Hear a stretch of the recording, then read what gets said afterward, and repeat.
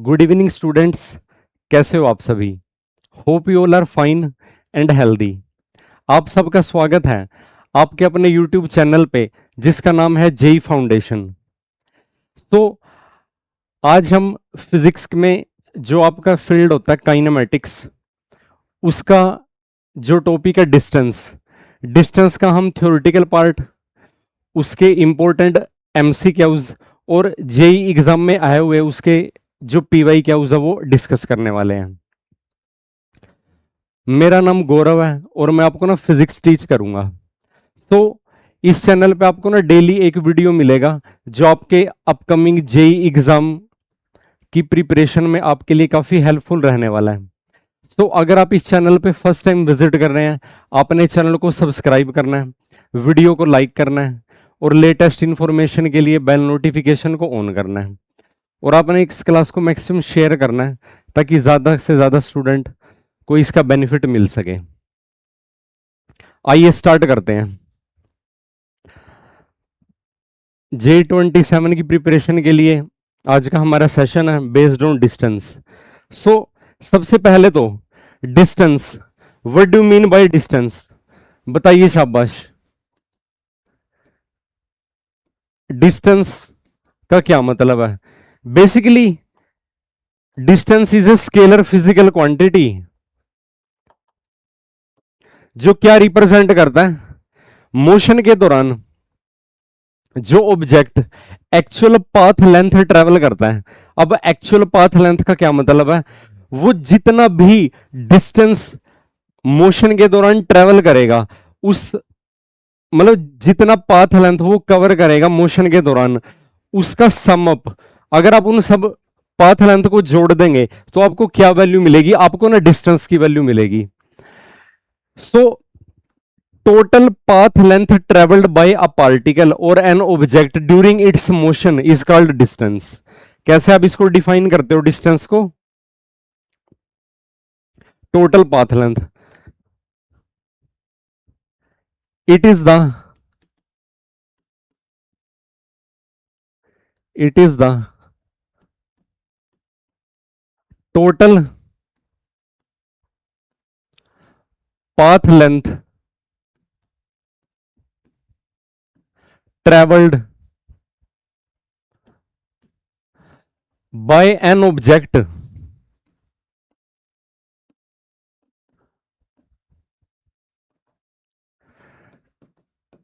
during its motion। समझ पा रहे हो? अब देखना जरा, अगर हम इसके ना एग्जांपल कंसीडर करते हैं, हम ना डिफरेंट पाथ और डिफरेंट ट्रैक इसमें कंसीडर करेंगे और उन सब पे ना एक ऑब्जेक्ट की मोशन को स्टडी करेंगे और हम ये फाइंड आउट करेंगे कि उसने कितना एक्चुअली में पाथ ट्रेवल किया, यानी कि हम उसके डिस्टेंस की वैल्यू फाइंड आउट करेंगे। अब देखना जरा, अगर आप ना स्टार्टिंग में मान के चलो आप एक रेक्टेंगुलर पाथ कंसीडर करते हो, या हम सबसे पहले ना देखो स्ट्रेट लाइन का आप एग्जांपल ले लो। एक स्ट्रेट लाइन है, यानी कि रेक्टिलिनियर मोशन की आप बात कर रहे हो। कैसी मोशन की बात कर रहे हो? रेक्टिलिनियर मोशन की। तो रेक्टिलिनियर मोशन में मान लीजिए ये स्टार्टिंग पॉइंट है जहां से उस ऑब्जेक्ट की मोशन स्टार्ट हुई है, उसका फाइनल पॉइंट है। ऑब्जेक्ट ने ना यहां से, मान लीजिए ऑब्जेक्ट का मास m है, उसने यहां से ना चलना स्टार्ट किया और वो फाइनली यहां पे जाके रुक गया। और अगर आपको ना ए से लेके बी तक का डिस्टेंस या जो लेंथ है इस सेगमेंट की लेंथ, मान लीजिए इस टोटल सेगमेंट की लेंथ आपको ऑलरेडी गिवन है, मान लीजिए लेंथ ना 10 मीटर को रिप्रेजेंट करती है। तो इस केस में जो कि ना रेक्टिलिनियर पाथ लेंथ है, रेक्टिलिनियर डिस्टेंस है ऑब्जेक्ट ने जो ट्रेवल किया, तो यहां पे अपना अगर डिस्टेंस को अपना एस से रिप्रेजेंट करोगे, बताओ शाबाश। यहां पे डिस्टेंस है सिंपली ए को अपना बी से कनेक्ट कर दो, जिस पॉइंट से ऑब्जेक्ट की मोशन स्टार्ट हुई, जिस पॉइंट पे फाइनली जाके वो रुक गया, ये क्या है? रेस्ट का पॉइंट है ऑब्जेक्ट का, यहां पे जाके वो फाइनली रेस्ट पे आ गया। और ये क्या है? उसका ना स्टार्टिंग पॉइंट है। ये क्या है उसका? यहां पे जो ए है वो क्या है? उसका स्टार्टिंग पॉइंट है ऑब्जेक्ट का, जहां से उसकी मोशन स्टार्ट हुई और फाइनली इस पॉइंट पे जाके वो रेस्ट पे आ गया। होप आपको ये समझ में आया होगा। तो इसने कितने डिस्टेंस ट्रेवल किया जो एक्चुअल पाथ लेंथ है, तो ये 10 मीटर का आंसर आ जाएगा। अब इसमें हम ना एक केस ये कंसीडर करके चलते हैं। मान लीजिए अगर आप एक ना ट्राइंगल कंसीडर करो यहां पे, और ट्राइंगल भी कैसी ना, राइट एंगल ट्राइंगल अगर आप कंसीडर करते हो, कैसे आप ट्राइंगल कंसीडर कर, सबसे पहले हम ना एक इक्विलेटर ट्राइंगल कंसीडर करते हैं। बता देखो जरा, ये एक तरीके से ना यहां पे अगर आप बात करते हो, ये आपके पास एक ना ट्राइंगल है, वैसे तो चलो ये इक्विलेटरल तो लिया, लेकिन ये आइसोसेलेस ट्राइंगल है, क्योंकि ये दो साइड इसकी आपस में इक्वल और ये थर्ड साइड डिफरेंट है। इसके तीनों ना जो कॉर्नर है उनका आप नाम दे दो ए बी सी। अब मान लीजिए ए से लेके बी तक ये जो लेंथ है इसको आपने रिप्रेजेंट कर दिया 7 मीटर से, बी से लेके सी तक की जो ट्राइंगल की लेंथ है उसको आपने 5 मीटर से रिप्रेजेंट कर दिया, और ए से लेके सी वाली लेंथ है 7 मीटर, क्योंकि ये क्या है कि ना आइसोसेलेस ट्राइंगल है। ये कैसी ट्राइंगल है? Isosceles triangle. समझ पा रहे हो? अब देखना जरा, यहां पे ऑब्जेक्ट ना, ऑब्जेक्ट इनिशियली ना रेस्ट पे है, जहां से ये उसका ना इनिशियल पॉइंट है, इनिशियल पॉइंट है ये उसका इनिशियल पॉइंट है, यहां से उसकी ना मोशन स्टार्ट हुई, वो ना बी पॉइंट की तरफ गया, यहां पे आ गया ऑब्जेक्ट, और बी से ना दोबारा फिर वो गया सी पे, और फाइनली सी पे जाके वो ऑब्जेक्ट हो गया रेस्ट पे, यानी कि यहां पे उसकी मोशन स्टॉप हो गई। Starting from A,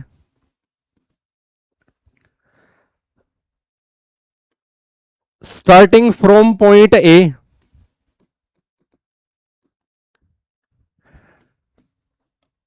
along B and stops, stops at C, C point में जाके अगर वो रुक गया, तो देखना जरा जो डिस्टेंस है ना, टोटल डिस्टेंस की वैल्यू अगर आप यहां पे फाइंड आउट करते हो, डिस्टेंस का क्या मतलब होता है बताना, शाबाश। डिस्टेंस का क्या मतलब होता है? Actual path length. Actual path length जो ऑब्जेक्ट ना मोशन के दौरान ट्रेवल करेगा, जो ऑब्जेक्ट मोशन के दौरान कवर करेगा, एक्चुअल पाथ लेंथ, उसी को तो हमने डिस्टेंस का नाम दिया है। बताना शाबाश, बताइए शाबाश। क्योंकि ना स्टार्टिंग पॉइंट है, देखो जरा, ए से लेके बी, ये भी उसका सेगमेंट, इस सेगमेंट के अलोंग वो चला, फिर वो ना बी से लेके सी पे चला, सी पे जाके वो रुक गया फाइनली, इज इक्वल टू, तो ये देखो ए से बी वाली लेंथ 7 मीटर है, बी से सी वाली लेंथ 5 मीटर है, तो आपका आंसर कितना आ जाएगा? 12 मीटर आ जाएगा। तो जो डिस्टेंस ऑब्जेक्ट ने ट्रेवल किया वो क्या हुआ? उसके एक्चुअल पाथ लेंथ को रिप्रेजेंट करेगा। होप आपको ये समझ में आया होगा। अगर हम इसके अंदर एक और क्वेश्चन बनाए, मान लीजिए वो ना सी पॉइंट से दोबारा ना ए पॉइंट पे चला गया, तब उसका कितना डिस्टेंस हो जाएगा?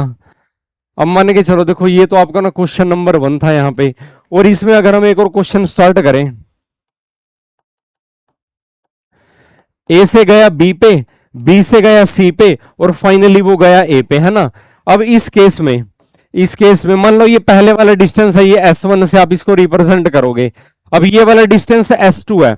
अब देखना शाबाश, अब वो ना फाइनली ए पे जाके रुक गया, फाइनली यहां पे जाके वो रुक गया, अगर वो ना सी से लेके ए पॉइंट तक चला गया फाइनली, तो देखना जरा सेकंड केस में आपको जो जो सी से लेके ए वाली लेंथ है वो भी क्या करनी पड़ेगी, इसके अंदर ऐड करनी पड़ेगी। समझ पा रहे हो? तो सी से लेके ए वाली लेंथ भी जब आप ऐड कर दोगे तो ये बनेगा 7 metre plus 5 metre plus 7 metre, तो ये आपके पास आंसर आ जाएगा 19 मीटर। तो ये जो सेकंड सिचुएशन हमने डिस्कस किया है, जिसमें हमने ये बोल दिया कि उसका जो फाइनल डेस्टिनेशन का पॉइंट है वो पॉइंट ए है, जहां से उसने मोशन स्टार्ट की थी। समझ पा रहे हो आप? समझ पा रहे हो? तो इस तरीके से आप डिस्टेंस की वैल्यू फाइंड आउट कर सकते हो। अब देखना जरा, अब हम एक ना राइट एंगल ट्राइंगल का केस डिस्कस करते हैं। ये देखो जरा, ये आपके पास जो ट्राइंगल है ये कैसी ट्राइंगल है? ये आपके पास एक ना राइट एंगल ट्राइंगल है, और राइट एंगल ट्राइंगल में मान के चलो ये कॉर्नर ए है, ये कॉर्नर बी है, और ये कॉर्नर सी है। जो बी है ना उस पे, उस पॉइंट पे क्या है? राइट एंगल ट्राइंगल, यानी कि 90 डिग्री का एंगल बना हुआ है यहाँ पे। अब देखना जरा, मान लीजिए इसके बेस की लेंथ को आपने 3 मीटर से रिप्रेजेंट कर दिया, परपेंडिकुलर की लेंथ को आपने 4 मीटर से रिप्रेजेंट कर दिया, तो ये जो एसी है इसका हाइपोटेन्यूज हो जाएगा, तो ये बन जाएगा 5 मीटर। समझ पा रहे हो? ये कितना बन जाएगा? 5 मीटर। अब ऑब्जेक्ट की मोशन ना ए पॉइंट से स्टार्ट हुई है, मान के चलो ए पॉइंट से ऑब्जेक्ट की मोशन स्टार्ट हुई है, वो ना बी की तरफ गया, फिर वो सी की तरफ गया, और फाइनली वो यहां पे जाके ना रुक गया। तो देखो जरा यहां पे आपको क्या गिवन है? Starting from A along B and C and stops at A. अब ए पॉइंट पे वो फाइनली रुक गया जाके। तो देखना जरा इस केस में जो डिस्टेंस है, अब डिस्टेंस हम किसको बोलते हैं, actual path length travelled by the particle during its motion, उसी को हम डिस्टेंस बोलते हैं। तो देखो जरा, स्टार्टिंग पॉइंट ए है, वो बी की तरफ चला तो ए बी, फिर वो सी पॉइंट को भी उसने कवर किया तो बी सी, और फाइनली सी से वो ए पॉइंट पे चला गया, स्टिल इज इक्वल टू। अब देखो जरा, ए से लेके बी वाली लेंथ था 4 मीटर, बी से लेके सी वाली लेंथ था 3 मीटर, और सी से लेके ए वाली लेंथ था 5 मीटर। तो आपके पास ये ओवरऑल आंसर कितना जाएगा, 12 metre is the required distance. 12 metre is the required distance. So इस तरीके से आपके पास ये डिस्टेंस का आंसर आ जाएगा। समझ पा रहे हो, समझ पा रहे हो। अब देखो जरा और क्या क्या पॉसिबिलिटी हो सकती है। अब आप एक ना रेक्टेंगल का केस भी हम यहां पे ना कंसीडर करते हैं। हम यहां पे एक ना रेक्टेंगल ड्रॉ करते हैं। देखो जरा, आप इसको ना स्क्वायर फॉर्म में भी स्टडी कर सकते हो, लेकिन हम एक रेक्टेंगल की फॉर्म में इसको स्टडी कर रहे हैं फिलहाल के लिए। ये इसके ना हम ना डायगोनल भी ड्रॉ कर देते हैं। ये क्या रहेंगे, इसके डायगोनल्स रहेंगे रेक्टेंगल के। अब देखना जरा, जहां से मोशन स्टार्ट हुई वो पॉइंट ए है, ये पॉइंट बी है, ये पॉइंट सी है, और ये पॉइंट डी है। समझ रहे हो। अब इसकी जो लेंथ है, रेक्टेंगल की जो लेंथ है, मान के चलो इसको आपने रिप्रेजेंट कर दिया 5 मीटर से, और जो इसकी ना ब्रेड था उसको आपने रिप्रेजेंट कर दिया 3 मीटर से। ठीक है जी। अब ए पॉइंट से ना, ये उसका क्या है, स्टार्टिंग पॉइंट है। जो ए पॉइंट है उसको हमने क्या मान लिया, उसका हमने ना स्टार्टिंग पॉइंट मान लिया। अब इसमें ना नंबर ऑफ क्वेश्चन आप बना सकते हो। जैसे मान के चलो ए पॉइंट से मोशन स्टार्ट हुई है, ए पॉइंट से वो गया बी पॉइंट पे, और जो सी पॉइंट है यहां पे जाके वो रुक गया। सी पॉइंट पे जाके वो क्या हो गया, उसकी मोशन स्टॉप हो गई। तब आपको ना डिस्टेंस की वैल्यू फाइंड आउट करनी है। अब इस केस में देखो जरा, जो डिस्टेंस की वैल्यू होगी, मान के चलो S1 से आप रिप्रेजेंट करते हो, डिस्टेंस को आप ना S1 से रिप्रेजेंट करते हो। अब हमने क्या बताया, जो डिस्टेंस होता है वो ना एक्चुअल पाथ लेंथ को रिप्रेजेंट करता है। जितना ऑब्जेक्ट एक्चुअली में चला, उस पाथ लेंथ को अगर आप फाइंड आउट करते हो, ऐड कर देते हो, है ना। तो देखो जरा, ए पॉइंट से मोशन स्टार्ट हुई तो बी भी कवर हुआ इसमें, ए से ले गया बी पे, और फाइनली वो सी पॉइंट पे रुक गया। तो एक तो इसने ना इसकी लेंथ के लॉन्ग ट्रेवल किया, और एक इसकी ना ब्रेड्थ के लॉन्ग भी इसने ट्रेवल किया। तो फाइनली आपका आंसर क्या आ जाएगा, 8 metre is the required answer. 8 metre is the required answer. So इस तरीके से आप ना डिस्टेंस की वैल्यू फाइंड आउट कर सकते हो। क्या कर सकते हो आप यहां पे, डिस्टेंस की वैल्यू। अब देखो जरा, ये तो मान लो इसका फर्स्ट केस था। अब हम इसके सेकंड केस की बात करते हैं। सेकंड केस में ए से मोशन स्टार्ट हुई, बी पे गया, फिर सी पे गया, और फाइनली डी पे जाके रुक गया। डी पे जाके उसकी मोशन क्या हो गई, स्टॉप हो गई। अब बताना शाबाश, बताइए शाबाश, कितना डिस्टेंस ट्रेवल किया। मान के चलो S2 से आप रिप्रेजेंट करते हो, क्योंकि एक्चुअल पाथ लेंथ को रिप्रेजेंट करता है। तो ए बी प्लस में क्या रहेगा, BC प्लस में क्या रहेगा, CD, और फाइनली डी पे जाके वो रुक गया। अब जो ए बी लेंथ कितनी है, 5 मीटर, BC लेंथ कितनी है, 3 मीटर, और CD लेंथ भी कितनी है, 5 मीटर। तो इसका आंसर कितना आ जाएगा, 13 मीटर आ जाएगा। अब इसी में हम ना थर्ड केस डिस्कस करते हैं। थर्ड केस में हम ना, जैसे देखो जरा, ए से चला, बी को कवर किया, सी को भी कवर किया, डी को भी क्रॉस कर लिया, और फाइनली ए पे जाके वो रुक गया। समझ पा रहे हो। अब देखो जरा, यहां पे अगर आप ना डिस्टेंस की वैल्यू फाइंड आउट करोगे, मान के चलो S3 से रिप्रेजेंट करते हैं। ए से लेके बी की लेंथ कितनी है, 5, बी से लेके सी की लेंथ कितनी है, 3 मीटर, सी से लेके डी की लेंथ कितनी है, 5, और डी से लेके ए की लेंथ कितनी है, 3। तो यहां पे आपके पास जो आंसर आएगा डिस्टेंस का, आपके पास आंसर कितना जाएगा, 16 metre is the required answer. 16 metre is the required answer. समझ पा रहे हो। होप आपको यहां तक का जो हमने कंसेप्ट डिस्कस किया वो आपको अच्छे से समझ में आया होगा। अब देखो जरा, क्योंकि देखो डिस्प्लेसमेंट पे मैं आपको सेपरेटली एक क्लास करवाऊंगा। नेक्स्ट जो हमारी क्लास होगी वो डिस्प्लेसमेंट पे बेस्ड रहेगी, क्योंकि हम साथ साथ पीवाई के उस भी कवर कर रहे हैं ना, जे एग्जाम में आए हुए। तो और एक बात और मैं आपको बताऊं कि जो एवरेज स्टूडेंट है, इवन की जो बिलो एवरेज भी स्टूडेंट है, उनके लिए हमारा चैनल ना बिल्कुल बेस्ट रहने वाला है, क्योंकि हम बिल्कुल बेसिक से हर चीज डिस्कस करेंगे हम। थ्योरी के साथ साथ ना न्यूमेरिकल पे भी उतनी कंसंट्रेशन और उतना ही फोकस हम रखने वाले हैं, तो आपने बिल्कुल भी घबराना नहीं है। और स्पेशली कमेंट सेक्शन में मैं आपका ना ये चाहता हूं कि आप इसके बेस पे ना क्वेश्चन जरूर पूछो, जो भी आपकी क्वेरीज हैं आपने वो डिस्कस जरूर करनी है। अब देखो जरा डिस्टेंस के रिगार्डिंग ना कुछ ना important points regarding distance, important points regarding distance. Distance के बारे में जो भी हमारे पास इंफॉर्मेशन है ना वो हम ना अभी डिस्कस करने वाले हैं। तो देखो जरा सबसे पहली बात तो ये है कि भी जो डिस्टेंस है ना, डिस्टेंस क्या है बताओ शाबाश, डिस्टेंस क्या है। जैसे मैंने आपको ना स्टार्टिंग में भी बताया था, distance is a scalar physical quantity. सबसे पहली बात तो यही है, सबसे पहला पॉइंट क्या रहेगा, it is a scalar physical quantity. क्योंकि अभी हमने ना जो इसके न्यूमेरिकल भी डिस्कस किया, हमने उसमें ना डायरेक्शन को कंसीडर नहीं किया। आपने ध्यान से देखा होगा हमने डायरेक्शन को कंसीडर नहीं किया। जो डिस्टेंस है ना उसके अंदर डायरेक्शन को कंसीडर हम नहीं करते, इस वजह से उसको ना स्केलर फिजिकल क्वांटिटी कंसीडर किया जाता है। दूसरी ओर जब आप ना डिस्प्लेसमेंट की बात करते हो, डिस्प्लेसमेंट में आप ना डायरेक्शन को कंसीडर करते हो, इस वजह से जो डिस्प्लेसमेंट है वो एक वेक्टर फिजिकल क्वांटिटी होती है। सो डिस्टेंस क्या है, it is a scalar physical quantity. समझ में आ रहा है बच्चों आपको, डिस्टेंस क्या है कि ना स्केलर फिजिकल क्वांटिटी है। अच्छा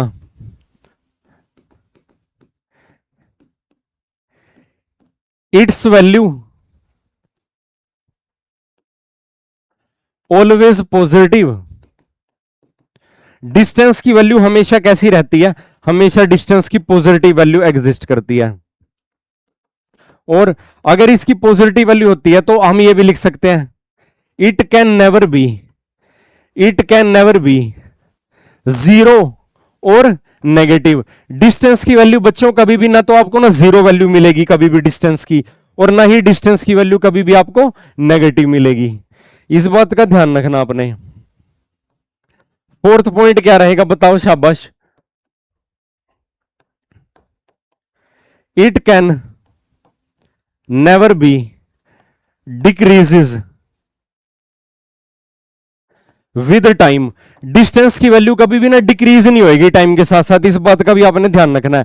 और फाइनली जो मेजरिंग यूनिट है, यूनिट्स बताओ शाबाश, किस में मेजर करते हैं डिस्टेंस को, डिस्टेंस को आप ना मीटर में मेजर करते हो, और शॉर्ट फॉर्म में आप उसको ना एम से रिप्रेजेंट करते हो, शॉर्ट फॉर्म में आप उसको ना एम से रिप्रेजेंट करते हो, सिंबॉलिक फॉर्म में। समझ पा रहे हो। तो ये कुछ इंपॉर्टेंट पॉइंट्स है डिस्टेंस के रिगार्डिंग। अब देखो जरा, अब इसके बेस पे अब हम ना क्वेश्चन डिस्कस करने वाले हैं।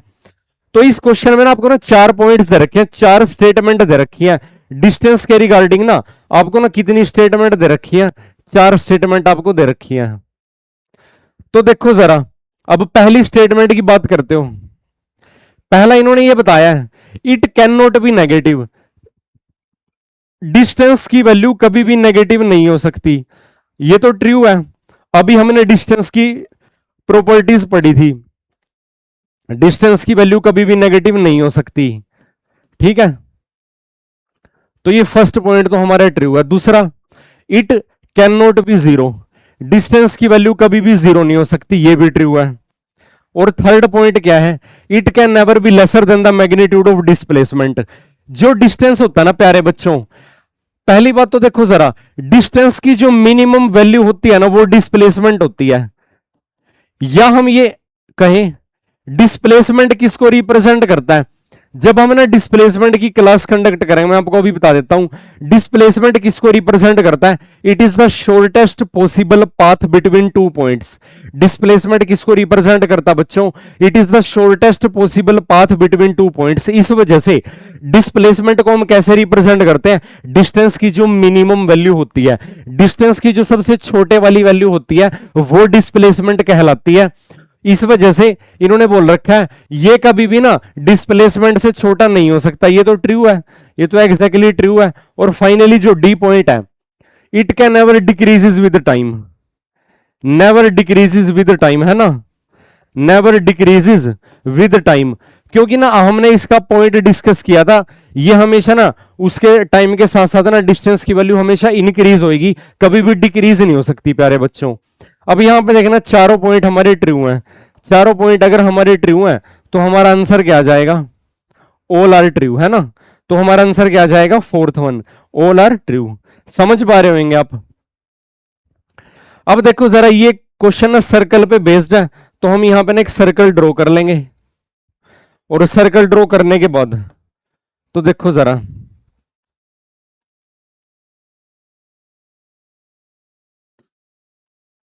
ये हमने इसका ना डायमीटर भी ड्रॉ कर लिया। अब डायमीटर के ऑपोजिट पॉइंट को मान के चलो, ये पॉइंट ए है, ये पॉइंट बी है, ये पॉइंट सी है, और ये पॉइंट डी है। अब इन्होंने ये क्या कहा है, ये देखना जरा, एक बॉडी है वो ना सर्कल के ना 3 क्वार्टर ट्रेवल करती है। क्या ट्रेवल करती है, 3 quarter of a circle of radius R. ठीक है, find out the value of distance travel by the body. आपको ना डिस्टेंस की वैल्यू फाइंड आउट करनी है। एक बॉडी ना सर्कल के ना 3 क्वार्टर ट्रेवल करती है। अब 3 क्वार्टर ट्रेवल करने का क्या मतलब है, मान के चलो यहां से ना मोशन स्टार्ट हुई है, जो ए पॉइंट है वो क्या है, उसका ना स्टार्टिंग पॉइंट ऑफ मोशन है। ए पॉइंट क्या है, उसका ना स्टार्टिंग पॉइंट है मोशन का। तो यहां से जब मोशन स्टार्ट हुई, बी को क्रॉस करते हुए ना सी पॉइंट पे गया, और फाइनली ये ना डी पे जाके रुक गया। डी पे जाके ये क्या हुआ, रुक जाएगा, क्योंकि इसने ना सर्कल के ना 3 क्वार्टर कवर कर लिए। ये देखो जरा, ये तो ना फर्स्ट क्वार्टर है, ये सेकंड क्वार्टर है, और फाइनली क्या है, ये ना थर्ड क्वार्टर है। समझ पा रहे हो। अब आपको ना यहाँ पे क्या वैल्यू फाइंड आउट करनी है, आपको ना डिस्टेंस की वैल्यू फाइंड आउट करनी है। डिस्टेंस की वैल्यू जब आप फाइंड आउट करोगे, देखना जरा ध्यान से, ये देखो जरा, ए पॉइंट से मोशन स्टार्ट हुई है और डी पॉइंट पे जाके ना मोशन स्टॉप हुई है। और डिस्टेंस किसको रिप्रेजेंट करता, बताओ, शाबाश। हमने क्या पढ़ा हुआ है डिस्टेंस के बारे में, ये ना एक्चुअल पाथ को रिप्रेजेंट करता है प्यारे बच्चों। डिस्टेंस किसको रिप्रेजेंट करता है, एक्चुअल पाथ को रिप्रेजेंट करता है। तो अगर आप इसको कुछ इस तरीके से स्टडी करोगे, ए से लेके बी वाली जो आर्क है, क्योंकि ऑब्जेक्ट की मोशन ना आर्क के अलोंग है, बी से लेके सी वाली जो आर्क है, और प्लस सी से लेके डी वाली जो आर्क है। समझ पा रहे हो, समझ पा रहे हो। अब देखना जरा, ए से लेके बी वाली जो आर्क है ना, ये सर्कल की लेंथ का ना 1/4 है। ये सर्कल की लेंथ का कितना है, 1/4 है। और सर्कल की जो टोटल लेंथ होती है वो उसके सरकमफेरेंस के इक्वल होती है, जिसकी वैल्यू होती है 2 पाई आर। उसकी वैल्यू कितनी होती है, 2 पाई आर। समझ पा रहे हो आप, अच्छे से समझ पा रहे हो। तो देखो जरा, जो ए बी आर्क है, ए बी आर्क को आप क्या लिखोगे, मैं आपको ना, देखो हम इस क्वेश्चन को ना सेकंड्स के अंदर भी कर सकते हैं, लेकिन मैंने वही बताया ना कि भाई जो बिलो एवरेज स्टूडेंट है और एवरेज स्टूडेंट है, आपको कंसेप्ट की क्लैरिटी जब तक नहीं होगी ना, तो जल्दबाजी करने का क्या बेनिफिट है। इस वजह से पेशेंस के साथ आप इसको समझिए, अंडरस्टैंडिंग इज मोर इंपॉर्टेंट। इसके सरकमफेरेंस का ना 1/4 कर दो। अगर आप ध्यान से देखोगे, जो बीसी है ये भी इसका क्या है, सरकमफेरेंस का 1/4 है, और जो सीडी है वो भी क्या है, इसके सरकमफेरेंस का 1/4। तो मैं इसको ना सिंपली 3 से मल्टीप्लाई कर दूं अगर, तो कोई प्रॉब्लम तो नहीं है। अगर मैं इसको 3 से मल्टीप्लाई कर दूंगा, 3 से मल्टीप्लाई जब मैं इसको कर दूंगा, तो ये आपके पास आ जाएगा 3 पाई आर डिवाइडेड बाई 2। तो आपके पास जो डिस्टेंस की वैल्यू यहां पे आएगी प्यारे बच्चों, डिस्टेंस की जो वैल्यू आपको मिलेगी, वो वैल्यू आपको कितनी मिलेगी, 3 पाई आर डिवाइडेड बाई 2, यानी कि third option is the required answer. ये आपको समझ में आया होगा। सर्कल का जो 1 क्वार्टर है उसकी लेंथ कितनी होती है, 2 पाई आर डिवाइडेड बाई 4, यानी कि pi r divided by 2 plus pi r divided by 2 plus pi r divided by 2, तो ये बनेगा 3 pi r divided by 2, 3 pi r divided by 2। इसके बेस पे ही हमारा क्वेश्चन था। अब ये देखो जरा ध्यान से, अब हम ना जेई में आया हुआ क्वेश्चन हम यहाँ पे कंसीडर करते हैं। एक मैं आपको अपना जेई का क्वेश्चन करवा देता हूं, इस पे बेस्ड है ना, ताकि आपको ना कॉन्फिडेंस बिल्ड हो। आपका कॉन्फिडेंस तो तभी आएगा ना जब हम जेई का क्वेश्चन करेंगे इस पे बेस पे।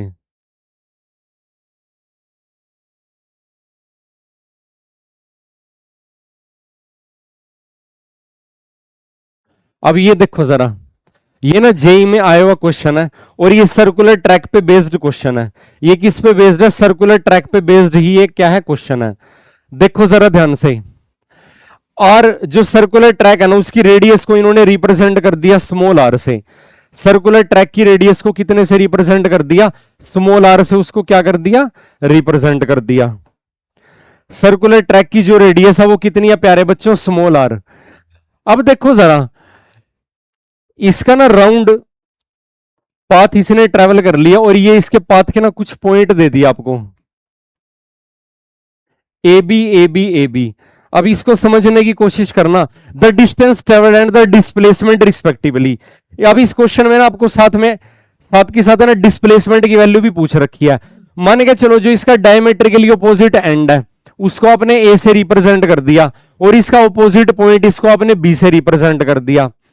अब प्यारे बच्चों ध्यान से बात सुनना, ए पॉइंट से मोशन अगर स्टार्ट होती है, ए पॉइंट से मोशन अगर स्टार्ट होती है, बी पॉइंट को कवर करते हुए, बी पॉइंट को कवर करते हुए ए पे आके रुक गई है। देखना जरा जो ये लिखा हुआ ना यहां पे ए बी, अगर आप इसको ना ब्रेक डाउन करोगे, अगर आप इसको ना ब्रेक डाउन करोगे तो आप इसको ऐसे लिख सकते हो, जरा देखो, ए से गया वो बी पे, बी से दोबारा वो ए पे आया और फाइनली वो क्या हुआ, बी पे चला गया।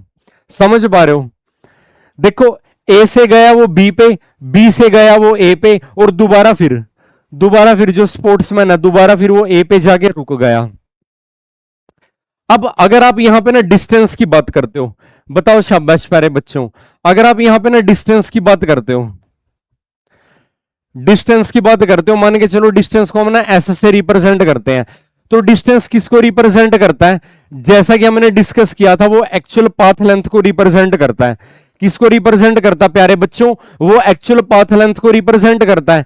एक्चुअल पाथ लेंथ में देखो जरा, ए से लेके बी वाली आर्क है जो, प्लस बी से लेके ए वाली आर्क है जो, और दोबारा फिर ए से लेके बी वाली आर्क है जो, एक तरीके से ये सेमी सर्कल बन गया ना। सेमी सर्कल 3 बार इसने कवर किया है।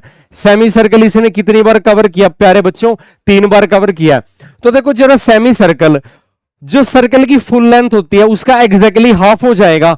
2 पाई आर का हाफ कितना हो जाएगा प्यारे बच्चों, मैं आपको लिख के भी दिखा देता हूं। देखो जरा 2 पाई आर का हाफ, और यहां पर दोबारा फिर 2 पाई आर का हाफ, और दोबारा फिर 2 पाई आर का हाफ, तो ये pi r pi r pi r, तो ये आपके पास बनेगा 3 पाई आर। तो ये आपके पास है ना डिस्टेंस की वैल्यू आ जाएगी प्यारे बच्चों। ये आपके पास किसकी वैल्यू आ जाएगी, ये आपके पास है ना डिस्टेंस की वैल्यू आ जाएगी 3 पाई आर। अब 3 पाई आर आपके पास है ना 2 ऑप्शन में है। 3 पाई आर आपके पास है ना ऑप्शन नंबर 3 में है और ऑप्शन नंबर 4 में है। अब क्योंकि ना आपसे यहां पे देखो जरा, अब हम यहां पे ना साथ साथ डिस्प्लेसमेंट की वैल्यू भी देखो, एक तो आपसे ना डिस्टेंस पूछ रखा है, डिस्टेंस पूछ लिया और साथ में डिस्प्लेसमेंट पूछ लिया। साथ में क्या पूछ लिया प्यारे बच्चों, डिस्प्लेसमेंट पूछ लिया। अब मैं डिस्प्लेसमेंट की वैल्यू आपको ना यहां पे साइड में करके दिखा देता हूं। डिस्प्लेसमेंट की वैल्यू ना मैं यहां पे आपको ना साइड में निकाल के दिखा देता हूं, ठीक है। देखो जरा डिस्प्लेसमेंट, डिस्प्लेसमेंट प्यारे बच्चों वो ना जहां पे मोशन ना स्टार्ट हुई है और जिस पॉइंट पे जाके मोशन रुक गई है, आपने जस्ट क्या करना, उन दोनों पॉइंट को ना स्ट्रेट लाइन से कनेक्ट कर लो और वो स्ट्रेट लाइन की लेंथ को फाइंड आउट कर लो। तो सिंपल कहने का क्या मतलब है, अब जब ना ए से मोशन स्टार्ट हुई है और फाइनली बी पे जाके वो रुक गई है, फाइनली बी पे जाके वो रुक गई है, क्योंकि ना डिस्प्लेसमेंट को आप ना क्या लिखते हो प्यारे बच्चों, डिस्प्लेसमेंट का क्या मतलब होता है, shortest possible path. Shortest path को रिप्रेजेंट करता है और शॉर्टेस्ट पाथ यहां पे जिस पॉइंट से मोशन स्टार्ट हुई, जिस पॉइंट पे मोशन रुक गई ए बी, उनको ना स्ट्रेट लाइन से कनेक्ट कर दो। अगर आप ना ए और बी को ना स्ट्रेट लाइन से प्यारे बच्चों कनेक्ट कर दोगे, अगर आप उनको ना ए और बी को ना स्ट्रेट लाइन से प्यारे बच्चों कनेक्ट कर दोगे, तो ये तो सर्कल के किसको रिप्रेजेंट करेगा, डायमीटर को रिप्रेजेंट करेगा प्यारे बच्चों। ये किसको रिप्रेजेंट करेगा, डायमीटर को रिप्रेजेंट करेगा प्यारे बच्चों। तो ये वैल्यू आपको ना डिस्प्लेसमेंट की वैल्यू प्रोवाइड करेगी और आपका आंसर कितना जाएगा, ट्वाइस ऑफ द रेडियस।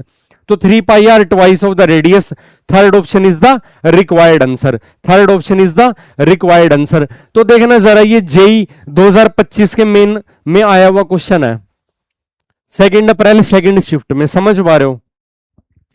तो अगर आपके पास है ना कंसेप्ट क्लैरिटी है, आपने अच्छे से मेहनत की हुई है, आपने कंसेप्ट के साथ साथ उसके बेस्ड प्रॉब्लम्स को सोल्व किया हुआ है और साथ में पीवाई क्या उस किए हुए हैं, तो आप ना बड़ी ही इजीली जेई का क्वेश्चन क्रैक कर सकते हो प्यारे बच्चों, समझ पा रहे हो।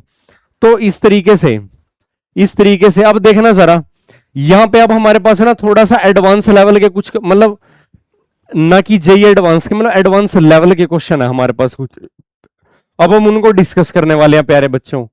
ठीक है जी, देखो जरा हम यहां से ना स्टार्ट करेंगे। अब एक ये क्वेश्चन हो रहा है, ये क्वेश्चन को भी ना मैं इसके साथ ही कंसीडर कर लेता हूं, जो अभी हमने डिस्कस किया ना उसके साथ ही कंसीडर कर लेते हैं, क्योंकि ये क्वेश्चन भी ना सिंपल कैलकुलेशन बेस्ड है, इसमें कोई इंटीग्रेशन वगैरह यूज नहीं होगा। ठीक है प्यारे बच्चों, तो ये क्वेश्चन भी हम इसके साथ कर लेते हैं। देखो जरा ये ना क्लॉक पे बेस्ड क्वेश्चन है, हालांकि इसमें क्लॉक का ना कोई ऐसा मतलब कि कोई हायर लेवल का कंसेप्ट नहीं जुड़ा हुआ, सिंपल बस आपको ना, जैसे हम एक बार ना इसको ड्रॉ कर लेते हैं ना, फिर आपको और क्लैरिटी आ जाएगी इसके बारे में। देखो जरा, ये आपके पास क्लॉक है प्यारे बच्चों, ठीक है, तो क्लॉक के अंदर कुछ इस तरीके से देखो टाइम को आप रिप्रेजेंट करते हो। एक क्लॉक है जो सेकंड हैंड है, जो सेकंड वाली उसकी सुई है ना, उसकी आपको लंबाई दे रखी है, तो हम उसको ना कैपिटल एल एस से रिप्रेजेंट करते हैं, length of second hand, length of second hand. वो वैल्यू आपको कितनी दे रखी है प्यारे बच्चों, वो आपको दे रखी है 75 सेंटीमीटर, 75 सेंटीमीटर। बेशक आप इसको ना मीटर में कन्वर्ट कर लो तो 0.75 मीटर। और उसके बाद जो मिनट वाली सुई है, मिनट वाली सुई की भी लंबाई दे रखी है, तो उसको एल एम से रिप्रेजेंट कर लो प्यारे बच्चों। वो वैल्यू आपको कितनी दे रखी है, 60 सेंटीमीटर। 60 सेंटीमीटर का क्या मतलब है प्यारे बच्चों, 0.6 मीटर, 0.6 मीटर। समझ आ गया, यानी कि जो सेकंड वाली सुई है उसकी लंबाई दे रखी है, और जो मिनट वाली सुई है उसकी भी आपको लंबाई दे रखी है। अब आपको ना टाइम की वैल्यू यहां पे दे रखी है कि 30 मिनट के ड्यूरेशन में क्या हुआ, 30 मिनट के ड्यूरेशन में, ये देखो जरा 30 मिनट के ड्यूरेशन में यानी कि आधे घंटे के अंदर, और ये 2025 में आया हुआ क्वेश्चन है। अब मेरी बात ध्यान से समझना, यहां पे जो आपको ना टाइम की वैल्यू गिवन है, टाइम की वैल्यू आपको गिवन है 30 मिनट। 30 मिनट को जब आप आवर में कन्वर्ट करोगे, तो ये देखो जरा आवर में कन्वर्ट करने के लिए 60 से डिवाइड करना पड़ेगा, तो 0.5 आवर, 0.5 आवर आधे घंटे के अंदर tip of second hand will travel x distance more than the minute hand. जो सेकंड वाली जो सुई है ना प्यारे बच्चों, उसने मिनट वाली सुई से कितना एक्स्ट्रा डिस्टेंस ट्रेवल कर लिया, वो डिस्टेंस इन्होंने रिप्रेजेंट कर दिया डिफरेंस एक्स। बस अब आपको ना एक्स की वैल्यू फाइंड आउट करनी है प्यारे बच्चों, आपको जो वैल्यू फाइंड आउट करनी है, आपको ना एक्स की वैल्यू फाइंड आउट करनी है। अब देखो जरा, जो एक्स है ना यहां पे, एक्स किसको रिप्रेजेंट करता है प्यारे बच्चों, tip of second hand will travel x distance. जो सेकंड हैंड वाली सुई ने, सेकंड हैंड वाली सुई ने, मान के चलो उसको आप ना एक्स एस से रिप्रेजेंट करते हो, और more than the minute hand उसको आप एक्स एम से रिप्रेजेंट करते हो। कुछ इसी तरीके से आपको ये वैल्यू फाइंड आउट करनी पड़ेगी ना, X S minus X M. ठीक है जी, अब हमारा टारगेट क्या है यहां पे ना, एक्स एक्स, अरे एक मिनट रुको, इसको ना डीएस और डीएम से रिप्रेजेंट कर लो आप, डीएस माइनस में डीएम। अब डीएस, सेकंड वाली सुई ना आधे घंटे के अंदर ना कितना डिस्टेंस ट्रेवल करेगी प्यारे बच्चों, सेकंड वाली सुई 1 मिनट के अंदर इसका ना कंप्लीट डिस्टेंस कवर कर लेती है। जो सेकंड वाली सुई है 1 मिनट के अंदर ना इसका एक राउंड पूरा करती है प्यारे बच्चों, इसका एक राउंड पूरा करती है 1 मिनट के अंदर। समझ पा रहे हो आप, समझ पा रहे हो, तो 1 मिनट के अंदर इसका पूरा राउंड वो जो ट्रेवल करती है। अब आपको दे रखा है आधे घंटे का टाइम, आपको कितना दे रखा है, आधे घंटे का टाइम। तो देखो जरा, जो नंबर ऑफ रोटेशन है ना, नंबर ऑफ रोटेशन की वैल्यू आपको फाइंड आउट करनी पड़ेगी। समझ पा रहे हो, मैंने अभी आपको क्या बताया कि भाई 1 मिनट के अंदर ना सेकंड वाली सुई 1 मिनट के अंदर एक रोटेशन कवर करती है, तो 30 मिनट के अंदर कितनी रोटेशन हो जाएंगी, 30 रोटेशन हो जाएंगी उसकी, 30 रोटेशन हो जाएंगी ना सेकंड वाली सुई की। डिस्टेंस की वैल्यू फाइंड आउट करनी है, तो देखो जरा, जो नंबर ऑफ रोटेशन है ना, मान के चलो नंबर ऑफ रोटेशन को एन एस से रिप्रेजेंट कर दो, और ये बनेगा आपके पास 2 पाई इंटू में, 2 पाई इंटू में एल एस, एल एस से आप इसको रिप्रेजेंट करते हो, ये डीएस की वैल्यू आ जाएगी। एनएस का क्या मतलब है, जो नंबर ऑफ रोटेशन वो आधे घंटे के अंदर ट्रेवल करेगा। अब ऐसे ना मिनट वाली सुई के केस में जब आप इसको लिखोगे प्यारे बच्चों माइनस में, तो यहां पे आप लिखोगे एन एम, इनटू में क्या है 2 पाई, और इनटू में अब मिनट वाली सुई की लंबाई एल एम। समझ पा रहे हो प्यारे बच्चों, समझ पा रहे हो? तो देखो जरा सेकंड वाली सुई ने आधे घंटे के अंदर कितने रेवोल्यूशन कवर कर लिया, 30 रेवोल्यूशन कवर कर लिया, साथ में लिखा हुआ है 2 पाई, और उसकी लंबाई लिख दो। लंबाई इसकी ना 0.75 मीटर है, क्योंकि आपको आंसर ना मीटर के अंदर फाइंड आउट करना प्यारे बच्चों।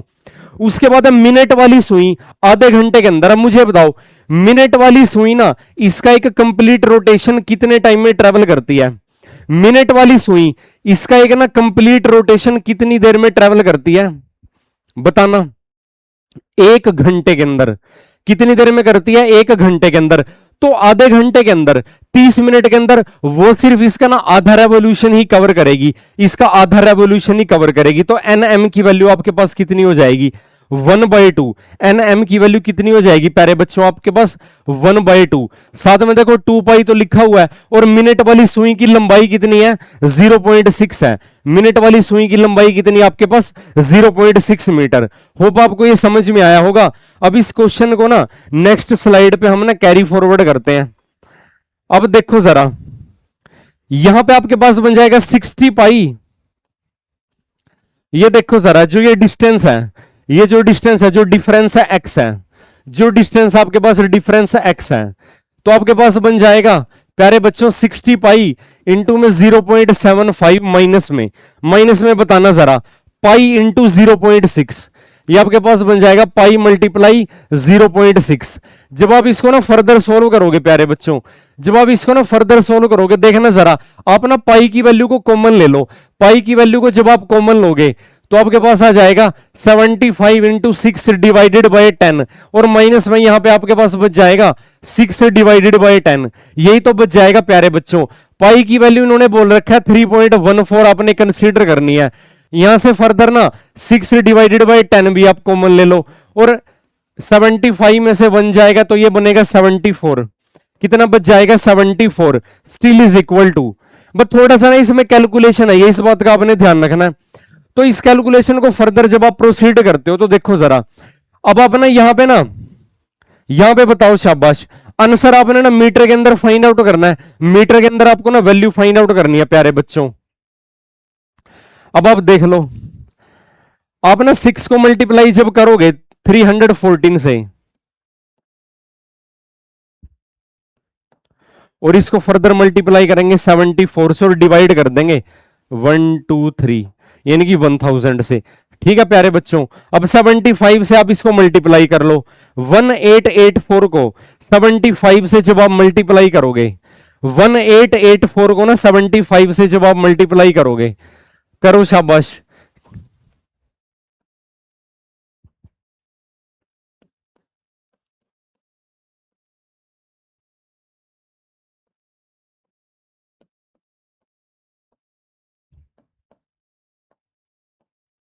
One three nine four one six 139,416 और इसको ना 1000 से जब आप डिवाइड करोगे तो आपके पास देखो जरा 139.4। डेसिमल के बाद कितने डिजिट है? 1 डिजिट है, यानी कि first option is the required answer. First option is the required answer. ठीक है प्यारे बच्चों, होप आपको ये कंसेप्ट समझ में आया होगा। ये आंसर आपके पास है ना मीटर में आएगा। अब देखते हैं, अब हमारा ना नेक्स्ट क्वेश्चन है।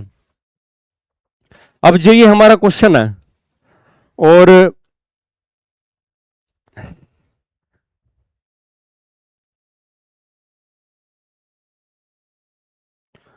अब देखो जरा हम ना यहां पे ये वाला क्वेश्चन करते हैं पहले।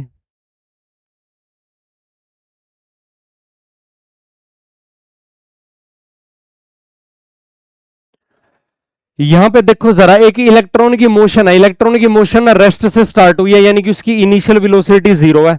अगर इलेक्ट्रॉन की मोशन ना रेस्ट से स्टार्ट होती है, रेस्ट से स्टार्ट होने का क्या मतलब है? इनिशियल वेलोसिटी 0 है, और उसकी वेलोसिटी ना लीनियरली इंक्रीज कर रही है।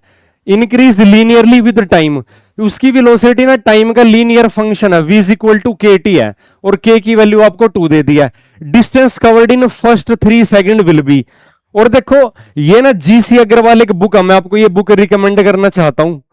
ये जो जीसी अग्रवाल की बुक है, जीसी अग्रवाल की बुक में ना आपको ना ये बुक स्पेशली ना आईआईटी जेई और नीट एग्जाम के लिए बनाई हुई है। इसमें आपको ना एक्सीलेंट लेवल की थ्योरी मिल जाएगी फिजिक्स की, और थ्योरी के साथ साथ ना प्यारे बच्चों इसमें साथ की साथ जैसे एक पर्टिकुलर टॉपिक फिनिश हुआ तो उसके ना थ्योरेटिकल क्वेश्चन भी होते हैं। जैसे मान लो भी थ्योरी को जैसे चैलेंज करने वाले क्वेश्चन है कि हाँ भाई जो थ्योरी आपने पढ़ी है तो उसमें से इंफॉर्मेशन निकालने वाले क्वेश्चन होते हैं वो, और उसके बाद न्यूमेरिकल वाले क्वेश्चन भी हैं, डायग्राम पे बेस्ड क्वेश्चन भी हैं। एक टॉपिक की थ्योरी कवर है, साथ के साथ उसका न्यूमेरिकल दे रखे हैं, थ्योरेटिकल फॉर्म में भी और न्यूमेरिकल वैल्यू की फॉर्म में भी प्यारे बच्चों। तो बड़ी ही प्यारी बुक है, मैं आपको रिकमेंड करना चाहता हूं कि जीसी अग्रवाल की बुक आप परचेज कर लीजिए, ऑनलाइन आप इस बुक को ना परचेज कर सकते हो। एचसी वर्मा भी आपके पास होनी चाहिए, लेकिन अगर कोई बच्चा ना बिल्कुल जीरो से स्टार्ट करना चाहता है तो जीसी अग्रवाल की बुक उसके लिए क्या रहेगी, बेस्ट बुक रहने वाली है बच्चों। तो देखना जरा के की वैल्यू यहां पे आपको गिवन है, डिस्टेंस की वैल्यू पहले 3 सेकंड के दौरान वो कितना डिस्टेंस ट्रेवल कर पाएगा।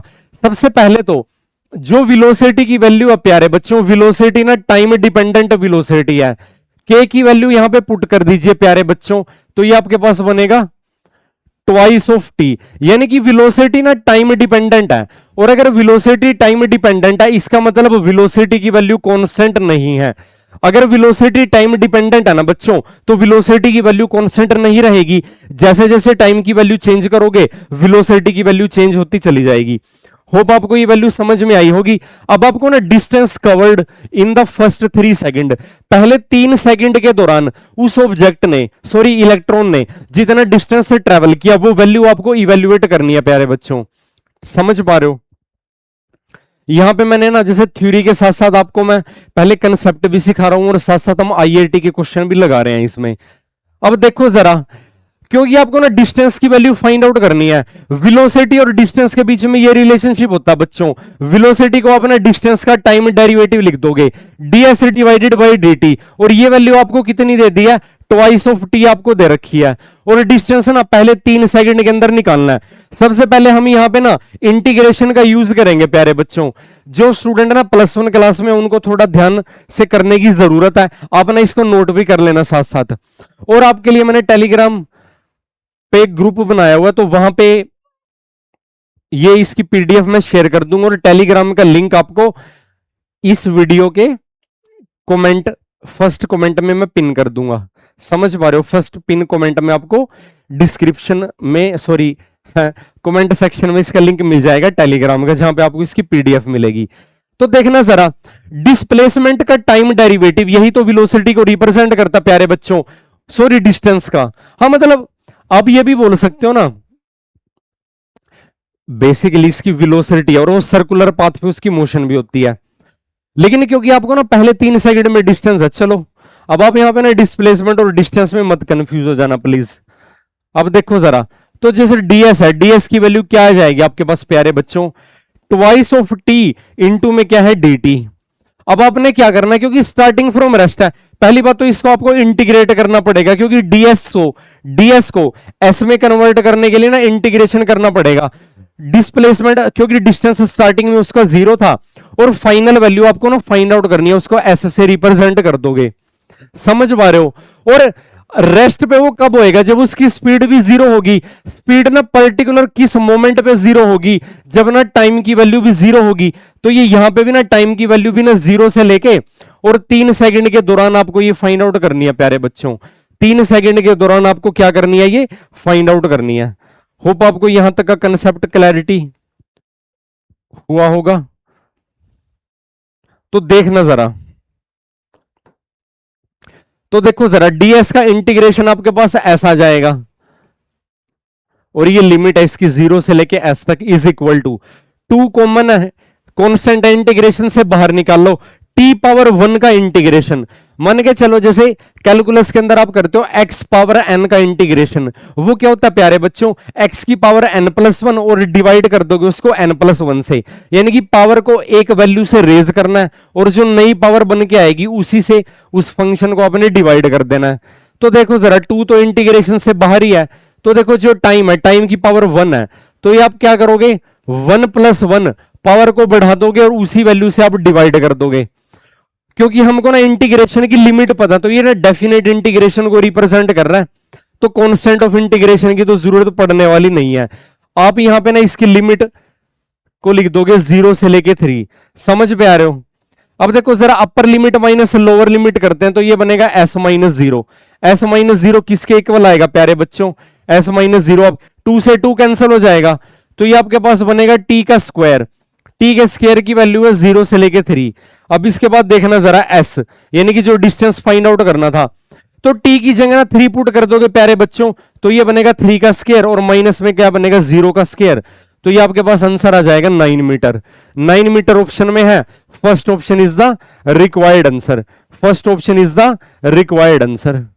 तो इस तरीके से आपने ना डिस्टेंस की वैल्यू को फाइंड आउट कर लिया। हमने ना डिस्टेंस के मैक्सिमम पॉसिबल जो टाइप होते हैं कि जिस टाइप पे का क्वेश्चन बन सकता है, जैसे ये टाइम डिपेंडेंट वेलोसिटी है, इससे आप डिस्टेंस की वैल्यू कैसे फाइंड आउट करोगे। और भी हमारे पास काफी सारे टाइप हैं, जो जीसी अग्रवाल के अंदर बेस्ट से बेस्ट क्वेश्चन है वो मैंने आपके लिए यहाँ पे ना इंक्लूड किया हुआ है और बड़ी मेहनत से ये कंटेंट बनाया हुआ है, इसलिए आपने लास्ट तक क्लास को जरूर देखना और इसको ज्यादा से ज्यादा शेयर भी करना है। इस तरीके से आप वैल्यू ना फाइंड आउट कर पाओगे प्यारे बच्चों। बस थोड़ा सा इंटीग्रेशन का देख लेना, स्पेशली +1 क्लास वाले स्टूडेंट, 12th वाले स्टूडेंट तो देखो कर लेंगे, क्योंकि वो धीरे धीरे इंटीग्रेशन सीख रहे हैं। और 12th तक तो ना जो कहीं ना कहीं इंटीग्रेशन का उन्होंने डायरेक्टली और इनडायरेक्टली रोल देखा भी होगा, मैथ में भी और फिजिक्स में भी। समझ पा रहे हो, समझ पा रहे हो। अब देखना जरा, ये काफी इंटरेस्टिंग क्वेश्चन है। यहां पे भी ना आपको ना टाइम डिपेंडेंट वेलोसिटी गिवन है प्यारे बच्चों, यहां पे आपको ना टाइम डिपेंडेंट वेलोसिटी गिवन है, लेकिन वो एक ना टाइम की लिमिट के अंदर गिवन है। टाइम की डिफरेंट लिमिट के अंदर ना वेलोसिटी की डिफरेंट पॉसिबल वैल्यूज आपको गिवन है। टाइम की डिफरेंट लिमिट के अंदर ना वेलोसिटी की डिफरेंट पॉसिबल वैल्यूज आपको गिवन है प्यारे बच्चों। इस बात का आपने ना ध्यान रखना है, इस बात का आपने ध्यान रखना है। तो देखो जरा, जैसे आपने ना फंक्शन पढ़ा हुआ है, फंक्शन तो आपने पढ़ा ही हुआ है, एक तरीके से ना एक वेलोसिटी की आपको ना एक मतलब डिफरेंट वैल्यूज दे रखी है।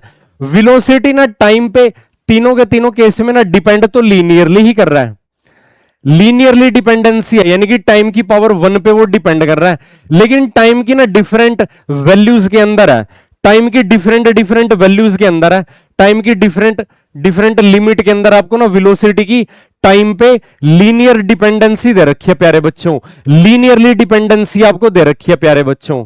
समझ पा रहे हो, समझ पा रहे हो।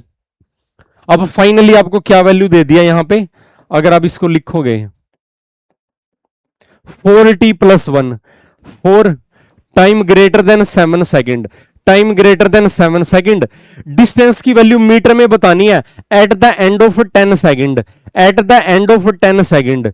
डिस्टेंस की वैल्यू आपको ना मीटर के अंदर बतानी है, डिस्टेंस की वैल्यू आपको ना मीटर के अंदर बतानी है 10 सेकेंड के बाद। तो देखो जरा, डिस्टेंस को आप ना कैसे लिख सकते हो प्यारे बच्चों, जो अभी हमने फॉर्मूला पढ़ा था इससे पहले वाले क्वेश्चन में, तो simply v into D T, क्योंकि ना वेलोसिटी को आप लिख सकते हो ds divided by dt। ds की वैल्यू क्या बन जाएगी v इंटू डी टी, और s की वैल्यू क्या बन जाएगी integration ds integration v dt। इससे पहले वाले क्वेश्चन में हमने पढ़ा था। और आपको कहां तक पूछ रखा 10 सेकंड, तो इसको लिमिट कंसीडर कर लोगे 0 से लेके 10। यहां तक कोई डाउट हो तो आप डिस्कस कर सकते हो। अपना इंटीग्रेशन की लिमिट को आप ब्रेक कर लो, क्योंकि ना वेलोसिटी जो टाइम का फंक्शन है वो डिफरेंट टाइम की लिमिट में डिफरेंट वैल्यूज हैं। जैसे पहले 5 सेकंड में ट्वाइस ऑफ t+13, अगले 2 सेकंड के अंदर 3t+2, और ग्रेटर देन 7 सेकंड के अंदर 4t+1 है, तो लीनियरली डिपेंडेंट। वेलोसिटी टाइम पे ना लीनियरली डिपेंड कर रही है, लेकिन उसकी फंक्शनल वैल्यू अलग अलग है। जो उसकी फंक्शनल वैल्यू है प्यारे बच्चों, फंक्शनल वैल्यू उसकी क्या है, अलग अलग है। इस बात का आपने ध्यान रखना है। जो उसकी फंक्शनल वैल्यू है, जो उसकी फंक्शनल वैल्यू है प्यारे बच्चों, वो अलग अलग है। इस बात का आपने ध्यान रखना है। समझ पा रहे हो, समझ पा रहे हो अच्छे से? ठीक है जी। अब देखो जरा, तो लिमिट को जब आप ना ब्रेक करोगे प्यारे बच्चों, यहां पे लिमिट को जब आप ब्रेक करोगे, सबसे पहले ना इसको 5 सेकंड तक ब्रेक करेंगे, और वेलोसिटी की जो वैल्यू ना टाइम की टर्म्स में गिवन है, ट्वाइस ऑफ टी प्लस 13, और साथ में लिख दोगे डी टी। क्योंकि जब आपके पास ना टाइम का फंक्शन है तो dt इंटीग्रेशन के अंदर प्रेजेंट होना मस्ट है। उसको आप क्या बोलते हो, इंटीग्रेटिंग एलिमेंट। उसको क्या बोलते हो प्यारे बच्चों, इंटीग्रेटिंग एलिमेंट। उसके बिना इंटीग्रेशन पॉसिबल नहीं होगा, या 12th वाले बच्चे अच्छे से जानते हैं। अच्छा जरा 5 से लेके 7 तक, और यहां पे देखो जरा 3t प्लस 8, और यहां पे भी क्या लिख दोगे बच्चों, dt लिख दोगे। और फाइनली क्योंकि आपको ना 10 सेकंड तक कैलकुलेट करना है, तो 7 से लेके 10, और ये आपके पास बन जाएगा 4t प्लस 1, और साथ में लिख दोगे आप dt। 4t प्लस 1 साथ में क्या लिख दोगे आप, dt लिख दोगे। समझ पा रहे हो, समझ पा रहे हो प्यारे बच्चों? अब आप इसको इंटीग्रेट कर दो सिंपली। देखो जरा, 2 तो कांस्टेंट है, इंटीग्रेशन से बाहर आ जाएगा। टी पावर 1 का integration T square divided by 2, 2 से 2 कैंसिल। मैं इसको डायरेक्ट लिख रहा हूं, मैं इसको ना डायरेक्ट लिख रहा हूं, तो ये बनेगा टी स्क्वायर, और प्लस में 13 एक कांस्टेंट है। अब कांस्टेंट क्योंकि एडिशन में प्रेजेंट है, dt के साथ मल्टीप्लाई में प्रेजेंट है, तो कांस्टेंट का जब आप इंटीग्रेशन करते हो ना, तो उसके साथ ना t लग जाएगा सिंपल, क्योंकि dt का इंटीग्रेशन t होता है। तो ये आपके पास बन जाएगा 13t, और लिमिट पुट कर दो अब यहां से 0 से लेके 5 तक, प्लस प्लस, बताना शाबाश। इसके बाद ये वाला करोगे तो 3 डिवाइडेड बाई 2, और ये बनेगा टी स्क्वायर, और प्लस में आप क्या लिख दोगे, 8t, और ये वैल्यूज आप पुट कर दोगे 5 से लेके 7 तक, प्लस। बताइए शाबाश। अब 4t प्लस 1 है, तो देखो जरा टी स्क्वायर के डिवाइड वाला 2 है, जो उसको वो 4 को कैंसिल कर देगा। न्यूमरेटर में मैंने 2 लिख दिया, क्योंकि t का इंटीग्रेशन टी स्क्वायर बाई 2 है, और 4 न्यूमरेटर में प्रेजेंट है, तो 4 बाई 2 2 बच जाएगा, वही मैंने लिख दिया। 1 का इंटीग्रेशन t बन जाएगा, 1 का इंटीग्रेशन प्यारे बच्चों t बन जाएगा 7 से लेके 10 तक, 7 से लेके 10 तक। टी स्क्वायर प्लस 13t, देखो जरा टी स्क्वायर प्लस 13t, इसकी वैल्यू दे रखी है 0 से लेके 5 तक, प्लस इसकी वैल्यू दे रखी है प्यारे बच्चों 0 से लेके 5 तक। 3t स्क्वायर बाई 2 8t,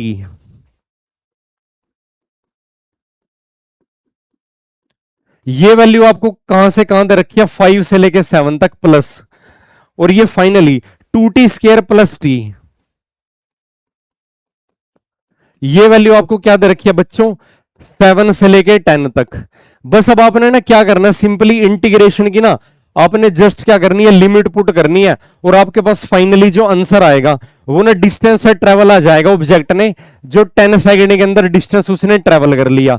यही वैल्यू तो आपको फाइंड आउट करनी है।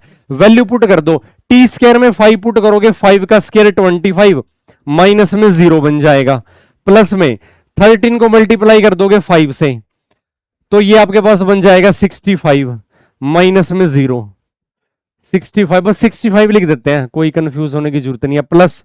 अब यहां पे देखो जरा, यहां पे जब आप देखोगे, आप ना देखो 3/2, अब देखो जरा 7 और 5 है, तो यहां पे t में अपर लिमिट पुट करोगे 7 का स्क्वायर, लोअर लिमिट पुट करोगे 5 का स्क्वायर, ये बन जाएगा 3/2, हमने बाहर ही ले रखा है, प्लस में 8, और यहां पे पुट करोगे सिंपली 7 माइनस 5, प्लस। अब यहां पे देखो जरा प्यारे बच्चों, यहां पे देखो जरा, जब अब यहां पे पुट करते हो ट्वाइस ऑफ, ये बनेगा आपके पास 10 का स्क्वायर, और माइनस में बनेगा प्यारे बच्चों 7 का स्क्वायर, और प्लस में सिर्फ t है, तो ये बनेगा 10 माइनस 7, ये क्या बन जाएगा आपके पास, सिंपली 10 माइनस 7। फर्दर अब देखो जरा 10 सेकंड के अंदर ट्रेवल होने वाला डिस्टेंस, तो 65 में 25 ऐड करोगे प्यारे बच्चों 90 वैल्यू मिलती है, प्लस। अब ये देखो जरा 3 डिवाइडेड बाई 2, अब ये 49 में से ना 25 25 सब्ट्रैक्ट करोगे तो आपको वैल्यू कितनी मिलती है, 24 वैल्यू मिलती है। प्लस 7 में से 5 गए 2, 8 2 जा 16, प्लस ये बनेगा 100 में से 49 गया 51, 51 का डबल है 102, प्लस 10 में से 7 गया 3। समझ पा रहे हो, still is equal to, still is equal to, तो ये बनेगा आपके पास 90, 24 का आधा 12, 12 तिया 36, प्लस ये बनेगा 105, 105 और ये बनेगा 121, still is equal to. Further करोगे जैसे ये बनेगा 126, 126 226 और 21, 236 246 और 1, 247 मीटर, 247 मीटर, और आंसर आपका मीटर में आना है ना, ये लिखा हुआ डिस्टेंस इन मीटर, तो 247 metre is the required answer, 247 metre is the required answer. समझ पा रहे हो, होप आपको ये कंसेप्ट समझ में आया होगा। अब नेक्स्ट देखते हैं। अब देखो जरा नेक्स्ट जो आपका क्वेश्चन है ना, वो एक्सेलेरेशन का क्वेश्चन है। Acceleration as a function of distance given है, acceleration as a function of distance given है। अच्छा एक ये वाला क्वेश्चन भी कर लेते हैं हम, ये वाला क्वेश्चन ना, और ये वाला क्वेश्चन मैं चाहता हूं कि एज ए होमवर्क आप करो। ये वाला जो क्वेश्चन है ना, देखो जरा, जो वेलोसिटी है ना, वेलोसिटी आपको क्या दे रखी है, ये जेई में आया हुआ क्वेश्चन है, जेई मेंस 2021 में 25 जुलाई की सेकंड शिफ्ट का ये क्वेश्चन है प्यारे बच्चों। हेलो, ये जेयू में आया हुआ क्वेश्चन है, ये क्या है, जेयू में आया हुआ क्वेश्चन है प्यारे बच्चों। बताओ कैसे करोगे। Distance travel by the particle, और ये बताना है जो डिस्टेंस है ना 1 सेकंड और 2 सेकंड के बीच का जो डिस्टेंस है ये वैल्यू, और आपको ये जो दे रखी है ये इंस्टेंटेनियस वेलोसिटी दे रखी है। इंस्टेंटेनियस वैल्यू का क्या मतलब है, अगर एक फंक्शन ना टाइम पे डिपेंड करता है, अगर एक फंक्शन की वैल्यू ना लगातार चेंज हो रही है टाइम के रिस्पेक्ट में, तो उसको अपना इंस्टेंटेनियस वैल्यू बोलते हैं। तो डिस्टेंस की वैल्यू फाइंड आउट करनी है, बताना शाबाश, बताना शाबाश। वेलोसिटी को कैसे लिखोगे, अभी जो हमने क्वेश्चन किया था, वेलोसिटी को लिख दोगे rate of change of displacement.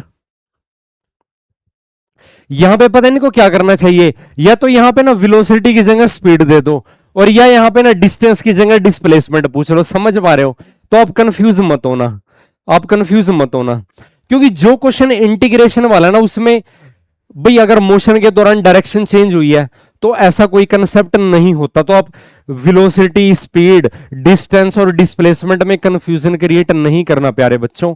जब वो as a function of time आपको दे ही रखा है वेलोसिटी, तो डिस्टेंस या डिस्प्लेसमेंट की वैल्यू कॉमन ही आएगी प्यारे बच्चों। तो देखो जरा, ये बनेगा 80 प्लस क्या बनेगा बीटी स्क्वायर। इसका मतलब क्या हुआ, ds की वैल्यू क्या आ जाएगी, dt ना राइट साइड में जाके ना मल्टीप्लाई हो जाएगा, dt क्या हो जाएगा, राइट साइड में जाके मल्टीप्लाई हो जाएगा। अब देखो जरा, अब देखो जरा, 1 सेकंड से लेके 2 सेकंड मान के चलो s से रिप्रेजेंट करते हैं उस डिस्टेंस की वैल्यू को, तो सिंपली आपको ना ds को इंटीग्रेट करना पड़ेगा 1 से लेके 2, क्योंकि 2 सेकंड के बीच में पूछ रखा है।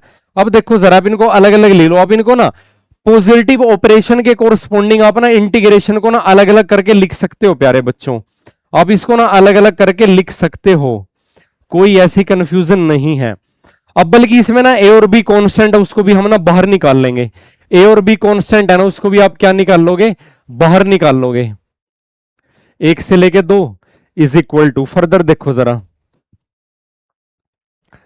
ए कांस्टेंट आप बाहर निकाल लो, तो ये आपके पास बन जाएगा 1 से लेके 2, ये बन जाएगा t इंटू डी टी, और यहां पे b को बाहर निकाल लो, तो ये बन जाएगा टी स्केयर डी टी 1 से लेके 2, टी स्केयर डी टी 1 से लेके 2। समझ पा रहे हो, a और b की टर्म में ही आपके पास ना आंसर आएगा फाइनली। अब देखो जरा, a तो कांस्टेंट है, अब t पावर 1 का इंटीग्रेशन क्या हो जाएगा प्यारे बच्चों, एक पावर उसकी बढ़ा दो, उसी पावर से डिवाइड कर दो, और इंटीग्रेशन की लिमिट है 1 से लेके 2 में, प्लस अब ये टी स्क्वायर है, ये क्या है आपके पास टी स्क्वायर है, तो देखो जरा b टी की पावर 1 बढ़ा दो और उसी पावर से डिवाइड कर दो, टी क्यूब डिवाइडेड बाय 3 1 से लेके 2, टी क्यूब डिवाइडेड बाय 3 1 से लेके 2, तो स्टिल इज इक्वल टू जो डिस्टेंस की आपके पास वैल्यू आएगी ना प्यारे बच्चों, तो देखो जरा a डिवाइडेड बाय 2, और यहां पे आप कर दोगे अपर लिमिट को टी स्क्वायर की जगह पुट कर दो, यानी कि 2 का स्क्वायर, माइनस में लोअर लिमिट पुट कर दो, प्लस बताना शाबाश, प्लस ऐसे ही देखो जरा, b/3 अलग लिख दो और ऊपर क्यूब है 1 से लेके 2 का, तो ये बनेगा अपर लिमिट का क्यूब, और माइनस में क्या कर दोगे आप, लोअर लिमिट का क्यूब कर दोगे। क्या कर दोगे आप, लोअर लिमिट का क्यूब कर दोगे। तो देखो शाबाश बच्चों, 4 में से 1 गया तो ये वैल्यू आपको 3 मिलेगी, प्लस 8 में से 1 गया तो ये वैल्यू आपको ना 7 मिलेगी। और इस 3 को चाहे आप ना यहां पे लिख लो बेशक। तो ये आपके पास है ना फाइनली जो डिस्टेंस की वैल्यू थी। अब देखो ये जेई में आया हुआ क्वेश्चन है, 3a/2 7b/3, 3a/2 7b/3, 3a/2 7b/3। First option is the required answer, first option is the required answer. तो पहले हमने इस कंसेप्ट पे बेस्ड एक एमसीक्यू डिस्कस किया जो जीसी अग्रवाल बुक में मेंशन है, मैं साथ साथ बुक का टाइटल भी बता रहा हूं, और उसके बेस पे हमने जेई मेंस में एग्जाम में आया हुआ क्वेश्चन भी सोल्व कर लिया प्यारे बच्चों। और जैसा कि आप देख रहे हो जो कंसेप्ट हमने पढ़ा था एग्जैक्टली उसी टाइप का जेई में क्वेश्चन आया हुआ है, समझ पा रहे हो अच्छे से। इसलिए अपना एक हौसला बनाए रखो हमेशा, और कंसिस्टेंटली डेली बेसिस पे 5 to 10 न्यूमेरिकल का एक पैटर्न बना के रखिए, कंसेप्ट पढ़िए फिर न्यूमेरिकल कीजिए और साथ में पीवाईक्यू लगाइए। एक एक टॉपिक को भी अगर हम कवर करेंगे, ठीक है ना, तो हमारा मेन टारगेट क्या है कि जो सिलेबस हो वो फुल कमांड के साथ होना चाहिए, पूरी कमांड के साथ होना चाहिए, सारे इंपॉर्टेंट एमसीक्यू कवर होने चाहिए, और सारे के सारे पीवाईक्यू करने का हमारा टारगेट रहने वाला है बच्चों। और डेली हमारी एक क्लास आपको मिलेगी इस चैनल पे, ठीक है जी। अब देखो जरा थोड़ा सा ना अच्छे लेवल के क्वेश्चन है, जो मतलब कि ऐसे क्वेश्चन है जो जेई एडवांस में भी आ सकते हैं, मेंस में भी आपको मिल सकते हैं, एडवांस में भी, क्योंकि अच्छे लेवल के क्वेश्चन है। और मैंने आपको देखो पहले ही बता रखा है, जीसी अग्रवाल बुक का ये क्वेश्चन है, जीसी अग्रवाल बुक का ये क्वेश्चन है। और मैं आपको एक चीज और भी बता देता हूं, जो अच्छे क्वेश्चन होते हैं ना प्यारे बच्चों, अच्छे क्वेश्चन आपको जीसी अग्रवाल में भी मिलेंगे, एचसी वर्मा में भी मिलेंगे, रेसनिक हैलिडे में मिलेंगे, और जो एमसीक्यू होती है उसके अंदर भी मिलेंगे। और जैसे एसएल अरोड़ा भी एक बुक होती है उसके अंदर भी मिलने वाले हैं। अच्छे क्वेश्चन आपको हर अच्छी बुक में डेफिनेटली मिलेंगे प्यारे बच्चों, बस आपको मेहनत करते जाना है। सबसे पहले आप एक बुक को फॉलो कीजिए, और साथ में आपके पास आईआईटी के लास्ट 40 ईयर के पीवाईक्यू की बुक होनी चाहिए हार्ड कॉपी की फॉर्म में, समझ पा रहे हो। डायरेक्ट ना 40 ईयर वाला जो बुक आता है आप उसको ही परचेज कर लेना। अब देखो जरा यहां पे जो एक्सेलेरेशन है ना, एक्सेलेरेशन को ना पोजीशन कोऑर्डिनेट का लीनियर फंक्शन बनाया हुआ है, लीनियर फंक्शन बनाया हुआ है। और ये देखो जरा एफ से उसको रिप्रेजेंट किया हुआ है। सबसे पहले तो ना यहां पे हमको एक ना स्ट्रेट लाइन ड्रॉ करनी पड़ेगी कुछ इस तरीके से। ये स्ट्रेट लाइन हमने ड्रॉ कर दी। अब इस स्ट्रेट लाइन पे एक ना कार है, क्या दे रखी है आपको बच्चों, एक ना कार दे रखी है।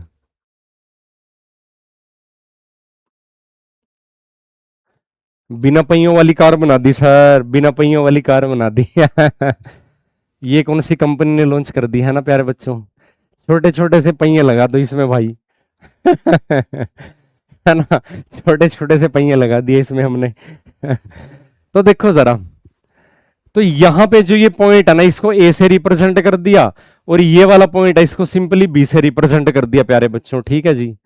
अरे कार के पहिए गायब कर दिए भाई। तो यहां पे ना जो बच्चों कार की मोशन स्टार्ट हुई है, कार की जो मोशन प्यारे बच्चों स्टार्ट हुई है, यहां पे वर्ड लिखा हुआ रेक्टिलिनियरली। रेक्टिलिनियर मोशन का बच्चों पता क्या मतलब होता है कि स्ट्रेट लाइन के अंदर मोशन होती है प्यारे बच्चों। रेक्टिलिनियर मोशन का क्या मतलब होता है, स्ट्रेट लाइन के अंदर मोशन सिंपली। और देखो जरा इसकी जो कार की इनिशियल वेलोसिटी है प्यारे बच्चों, इनिशियल वेलोसिटी 0 है कार की, कार की जो इनिशियल वेलोसिटी है प्यारे बच्चों वो 0 है। इस बात का आपने ध्यान रखना है, कार की जो इनिशियल वेलोसिटी है प्यारे बच्चों वो 0 है, इनिशियल वेलोसिटी इज 0। अब जो ध्यान से सुनना, जो यहां पे ना एफ है ना, एफ बेसिकली उसकी ना एक्सेलरेशन को रिप्रेजेंट कर रहा है प्यारे बच्चों। एफ किसको रिप्रेजेंट कर रहा है, एक्सेलरेशन को। देखो डिस्टेंस, वैसे तो डिस्टेंस क्या है कि भाई एक एक्चुअल पाथ लेंथ आपको लगता है कि भी उसमें सिंपल क्वेश्चन बन रहा है, अभी ये थोड़ा सा अच्छे लेवल का क्वेश्चन है, तो हमने ये मैक्सिमम पॉसिबल कोशिश की है कि भी जो हमारे पास अच्छे क्वेश्चन है वो सारे कवर कर लिए जाएं, ताकि एक आपका टॉपिक जैसे ही कवर हो, इंपॉर्टेंट एमसीक्यूज और साथ में आईआईटी के क्वेश्चन भी आपके कवर हो जाएं। तो देखो जरा, एक्सेलेरेशन की dependency a minus B X, position coordinate के लीनियर कॉम्बिनेशन, पोजीशन कोऑर्डिनेट के लीनियर पावर पे, वन पावर पे डिपेंड कर रहा है बच्चों। एक्सेलेरेशन और डिस्टेंस के बीच में कैसा रिलेशनशिप है बच्चों? लीनियर रिलेशनशिप है। एक्सेलेरेशन और डिस्टेंस के बीच में कैसा रिलेशनशिप है? लीनियर रिलेशनशिप है। ए और बी यहां पे कांस्टेंट है। ए जब वो ना ए बी डिस्टेंस से ट्रेवल कर लेगा तो टोटल कितना डिस्टेंस वो ट्रेवल कर लेगा? ए से लेके बी तक का जो डिस्टेंस है ना प्यारे बच्चों, एक minute, the distance A B is then equal to, A से लेके बी तक का जो ये पाथ लेंथ है ना, ये वैल्यू आपको फाइंड आउट करनी है। ए से लेके बी तक के डिस्टेंस को आप ना एस से रिप्रेजेंट कर सकते हो। ए से लेके देखो, ए से उसकी मोशन स्टार्ट हुई, रेस्ट से उसकी मोशन स्टार्ट हुई प्यारे बच्चों, और फाइनली बी पॉइंट तक उसने डिस्टेंस से ट्रेवल कर लिया। वो डिस्टेंस की वैल्यू आपको फाइंड आउट करनी है, और फाइनली ये जाके ना रेस्ट पे आ गई। फाइनल वेलोसिटी भी क्या बन गई प्यारे बच्चों? जीरो बन गई। क्योंकि ना इसमें ये क्वेश्चन ना इंटीग्रेशन से होने वाला है प्यारे बच्चों, इस वजह से आपको ना यहां पे एक बात का ध्यान रखना, वेलोसिटी की इनिशियल इंफॉर्मेशन भी होनी चाहिए और फाइनल वैल्यू ऑफ वेलोसिटी की वैल्यू भी आपको पता होनी चाहिए प्यारे बच्चों। अब प्रोसीड करते हैं भाई इस क्वेश्चन को। अब देखो जरा, बड़े ही इंटरेस्टिंग एक कंसेप्ट होता है, जैसे ना एक चेन रूल ऑफ डेरिवेटिव होता है, +1 वाले बच्चों ने नहीं पढ़ा होगा लेकिन 12th वालों ने पढ़ा होगा। चेन रूल ऑफ डेरिवेटिव होता है, ध्यान से बात सुनना। एक्सेलरेशन का अभी तक हम ना एक ना फॉर्मूला पढ़ते आए थे कि भी एक्सेलरेशन को आप ना rate of change of velocity लिखते हो, एक्सेलरेशन को आप क्या लिखते हो? डीवी डिवाइडेड बाय डीटी लिखते हो। लेकिन अगर उसी फॉर्मूले के अंदर आपको ना डिस्टेंस इंट्रोड्यूस करना हो, यानी कि एक्स इंट्रोड्यूस करना हो, तो देखना प्यारे बच्चों, जैसे मान के चलो जो आपके पास ना एक्सेलरेशन होती है, एक्सेलरेशन को मैं सिर्फ वर्ड से लिख रहा हूं क्योंकि यहां पे ना जो स्मॉल ए है वो कांस्टेंट है और एक्सेलरेशन को एफ से रिप्रेजेंट किया हुआ है। एक्सेलरेशन को ना, ये तो आपको पता ही है कि आपने वेलोसिटी के रेट ऑफ चेंज के इक्वल आप लिख सकते हो, लेकिन थोड़ा सा इसको एडवांस लेवल पे अगर आप लिखोगे ना, चेन रूल ऑफ डेरिवेटिव होता है, हम ना वेलोसिटी को पोजीशन के हिसाब से या डिस्टेंस के हिसाब से डिफरेंशिएट कर देते हैं, और डिस्टेंस को हम ना टाइम के रिस्पेक्ट में डिफरेंशिएट कर देते हैं। देखो जरा, dx से dx कैंसिल हो जाएगा तो dv बाई dt ही बच जाएगा प्यारे बच्चों, dv डिवाइडेड बाई dt ही बच जाएगा। लेकिन ये कैंसिल नहीं करना, यहां पे कैंसिल थोड़ी करेंगे। जब हम इसका ना एक मॉडिफाइड फॉर्मूला बनाना चाहते हैं ना प्यारे बच्चों, हम इसको कैंसिल थोड़ी करेंगे। अब देखना जरा, जो dx बाई dt है, यानी कि डिस्टेंस का रेट ऑफ चेंज टाइम के रिस्पेक्ट में, ये वैल्यू ना किसको रिप्रेजेंट करती है प्यारे बच्चों? ये वेलोसिटी को रिप्रेजेंट करती है। और dv divided by dx already लिखा ही हुआ है, dv डिवाइडेड बाई dx प्यारे बच्चों ऑलरेडी लिखा हुआ है। तो एक्सेलरेशन का ना ये फॉर्मूला होता है बच्चों, एक एक्सेलरेशन का ना ये फॉर्मूला होता है। इस फॉर्मूला का यूज करते हुए फिर हम ये क्वेश्चन प्रोसीड करेंगे। अब देखो जरा, नाउ ये जो एक्सेलरेशन है ना, एफ एक्सेलरेशन है, ये किसके इक्वल है? a माइनस बी एक्स के इक्वल है। और एक्सेलरेशन का अभी हमने एक फॉर्मूला पढ़ा, क्या फॉर्मूला पढ़ा? v dv divided by dx is equal to, ये आपके पास बन जाएगा a माइनस बी एक्स, यही बच जाएगा ना प्यारे बच्चों, यही वैल्यू मिलेगी ना आपको। अब देखो जरा, इसके बाद फर्दर कैसे प्रोसीड करोगे? वेरिएबल सेपरेशन टेक्निक होती है, एक वेरिएबल सेपरेशन टेक्निक होती है। लेफ्ट साइड में वेलोसिटी वाले वेरिएबल और राइट साइड में ना डिस्टेंस वाले वेरिएबल। लेफ्ट साइड में वेलोसिटी वेरिएबल, राइट साइड में डिस्टेंस वेरिएबल। समझ पा रहे हो प्यारे बच्चों? समझ पा रहे हो प्यारे बच्चों? ठीक है जी, ठीक है जी। बस अब क्या करना, अब तो आपको पता ही है, इंटीग्रेशन करना पड़ेगा प्यारे बच्चों। क्या करना पड़ेगा? इंटीग्रेशन, ऑन इंटीग्रेटिंग, क्योंकि आपको ना डिस्टेंस की वैल्यू पता करनी है ना। डिस्टेंस की वैल्यू अगर आप फाइंड आउट करना चाहते हैं तो देखो जरा, v इंटू डीवी, वेलोसिटी की इनिशियल वैल्यू भी जीरो है, फाइनल वैल्यू भी जीरो है, इज इक्वल टू। अब देखना जरा, जब time t is equal to 0 time था तो ऑब्जेक्ट ने तो डिस्टेंस ट्रेवल किया ही नहीं था, और a से लेके b तक के डिस्टेंस को हमने s से रिप्रेजेंट कर दिया प्यारे बच्चों। a से लेके b तक के डिस्टेंस को हमने किससे रिप्रेजेंट कर दिया? s से। तो देखो वी स्केयर डिवाइडेड बाई 2, और ये बनेगा 0 से लेके 0 is equal to, right side में देखो जरा, अलग अलग जब आप इसको कर दोगे तो ये आपके पास बच जाएगा बच्चों ax, और माइनस में ये आपके पास क्या बच जाएगा, bx square divided by 2, bx square divided by 2, और ये वैल्यू बनेगी 0 से लेके s तक, ये वैल्यू बनेगी प्यारे बच्चों 0 से लेके s तक। समझ पा रहे हो? लेफ्ट साइड तो आपके पास है ना 0 ही बन जाएगी, लेफ्ट साइड 0 बन जाएगी, राइट साइड में देखो जरा, x की अपर लिमिट पुट करोगे, माइनस में लोअर लिमिट पुट करोगे, माइनस में b डिवाइडेड बाई 2, और ये बन जाएगा आपके पास s का स्केयर माइनस में 0 का स्केयर, s का स्केयर माइनस में 0 का स्केयर। समझ पा रहे हो प्यारे बच्चों? इसका मतलब क्या हुआ, इसका मतलब क्या हुआ, अब देखना जरा, B S square is equal to twice of A S, ये लिख सकते हो। इसका मतलब क्या हुआ, एस की वैल्यू, एस को कैंसिल कर दोगे, twice of A divided by B, twice of A divided by B, यानी कि first option is the required answer, first option is the required answer. तो इस तरीके से ये वैल्यू आपके पास आ जाएगी डिस्टेंस की। होप आपको ये क्वेश्चन समझ में आया होगा, काफी अच्छा क्वेश्चन है, कंसेप्ट फॉर्मेशन वाला क्वेश्चन है, इंटीग्रेशन की नॉलेज होनी चाहिए, डेरिवेटिव की भी नॉलेज होनी चाहिए, है ना, और एक थ्योरी से उसकी न्यूमेरिकल वैल्यूज भी फाइंड आउट करना। तो देखो जरा दोबारा फिर, जो मैं आपको बुक रिकमेंड कर रहा हूं जीसी अग्रवाल, है ना, ये बुक तो आपके पास होनी ही होनी चाहिए हर आईआईटी वाले स्टूडेंट के साथ, और हर आईआईटी टीच करने वाले टीचर के पास भी ये बुक होनी मस्ट है ना। अब देखो जरा, एक पार्टिकल की इनिशियल वेलोसिटी दे दी प्यारे बच्चों आपको, पार्टिकल की जो इनिशियल वेलोसिटी है ना वो v नोट है, और उसकी एक्सेलरेशन है, एक्सेलरेशन, एक्सेलरेशन ना वेलोसिटी डिपेंडेंट है प्यारे बच्चों, एक्सेलरेशन क्या है, वेलोसिटी डिपेंडेंट है, और वो एक कांस्टेंट को यूज कांस्टेंट को रिप्रेजेंट कर रहा है। यहां पे ना देखो एक्सेलरेशन को भी ऐसे कर दिया, आप उसको बेशक कैपिटल ए से रिप्रेजेंट कर लोगे। Distance travel before the particle is brought to rest, finally particle जब रेस्ट पे आएगा, फाइनली पार्टिकल जब रेस्ट पे आएगा तब आपको क्या वैल्यू फाइंड आउट करनी है कि वो कितना डिस्टेंस से ट्रेवल कर लेगा, वो कितना डिस्टेंस से ट्रेवल कर लेगा प्यारे बच्चों, at t is equal to 0। जब टाइम की वैल्यू 0 थी उसकी वेलोसिटी को ना v नोट से रिप्रेजेंट कर दिया प्यारे बच्चों, उसकी वेलोसिटी को किससे रिप्रेजेंट कर दिया, v नोट से रिप्रेजेंट कर दिया। इसका मतलब क्या है प्यारे बच्चों, ये उसकी ना इनिशियल वेलोसिटी को रिप्रेजेंट कर रहा है, v नोट किस वैल्यू को रिप्रेजेंट कर रहा है, ऑब्जेक्ट की ना, पार्टिकल की इनिशियल वेलोसिटी को रिप्रेजेंट कर रहा है। अब एक बात और ध्यान से सुनना, जो कैपिटल ए है मान के चलो, वो यहां पे ना एक्सेलरेशन को रिप्रेजेंट कर रहा है, और acceleration a under root v पे डिपेंड कर रही है। इससे पहले वाले क्वेश्चन में ना एक्सेलेरेशन ना पोजीशन यानी कि डिस्टेंस का फंक्शन था, एक्सेलेरेशन ना डिस्टेंस का फंक्शन था, यहां पे एक्सेलेरेशन ना वेलोसिटी का फंक्शन है। तो यहां पे बताओ प्यारे बच्चों, यहां पे आप ना एक्सेलरेशन का वेलोसिटी वाला फॉर्मूला लगाओगे, वो तो वैसे भी अंडरस्टूड ही है, वैसे तो एक्सेलरेशन का ना वेलोसिटी वाला फॉर्मूला dv बाई dt भी होता है, लेकिन क्योंकि यहां पे ना अंडर रूट v प्रेजेंट है तो ये कहीं ना कहीं इंटीग्रेशन में काम जरूर आएगा।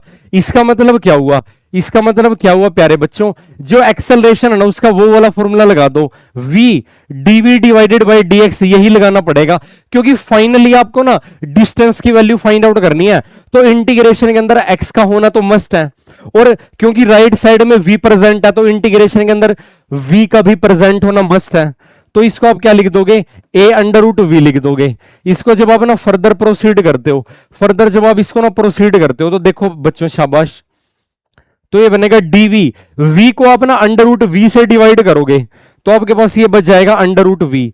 मैं इसको ना लिख के ही कर देता हूं ताकि ना आपको, v को ना अंडर रूट वी से डिवाइड कर दोगे, dv is equal to right side में आपके पास बच जाएगा a into d x, a into में क्या बच जाएगा बच्चों आपके पास dx। समझ पा रहे हो, समझ पा रहे हो? अब देखो जरा, अब देखो अब यहां पे तो आपके पास क्या बच जाएगा, v बाय रूट वी, तो ये बन जाएगा under root v is equal to, और साथ में dv तो लिखा ही हुआ है, और ये बन जाएगा a dx, और ये क्या बन जाएगा राइट साइड में आपके पास a dx। समझ पा रहे हो? अब इसका मतलब क्या हुआ, अब जब आप इसको ना इंटीग्रेट करोगे, इंटीग्रेटिंग बोथ साइड्स, दोनों तरफ आपने क्या करना है, इनको ना इंटीग्रेशन करना है, इंटीग्रेटिंग बोथ साइड्स। जब आप इसको ना दोनों तरफ इंटीग्रेट करोगे, बताना शाबाश, root v d v is equal to integration a into में dx। क्या लिख दोगे प्यारे बच्चों, a इंटू में dx।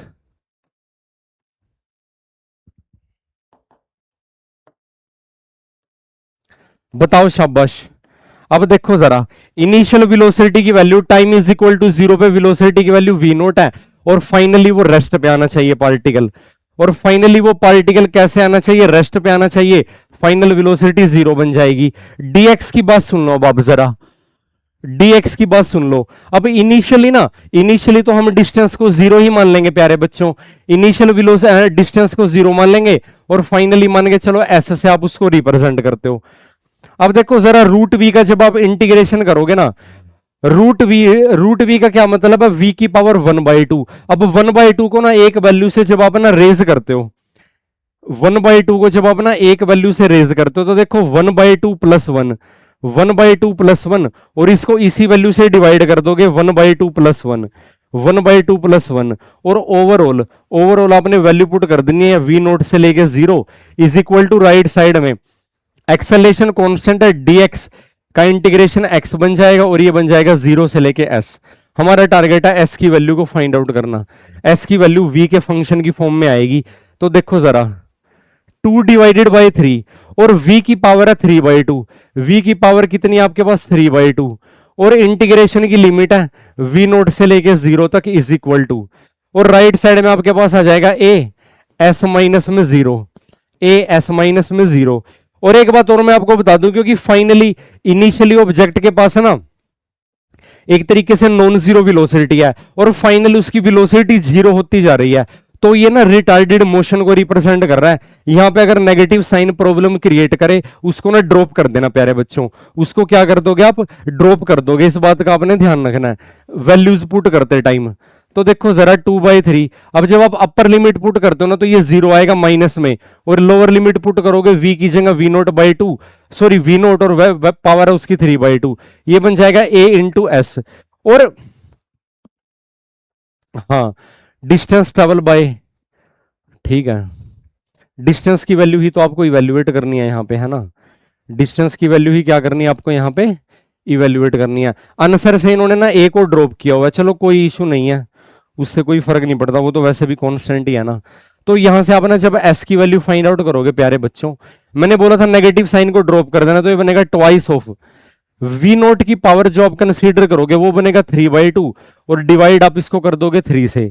डिवाइड किससे कर दोगे प्यारे बच्चों, डिवाइड आप इससे कर दोगे 3 से, समझ पा रहे हो। 2/3 v नोट की पावर 3/2, 2/3 v नोट की पावर 3/2, तो ऐसा मिलता जुलता, तो अगर आप ध्यान से देखोगे तो एक ही ऑप्शन है, ये ऑप्शन नंबर 3, ऑप्शन नंबर 3, समझ रहे हो प्यारे बच्चों, ऑप्शन नंबर 3।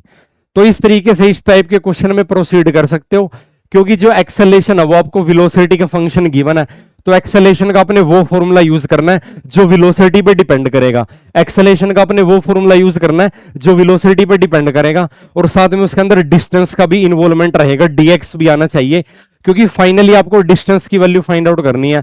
अगर बाय चांस आपको टाइम की वैल्यू फाइंड आउट करनी पड़ती, तो एक्सेलेरेशन को अपना dv/dt लिख देते, उससे काम चल जाना था।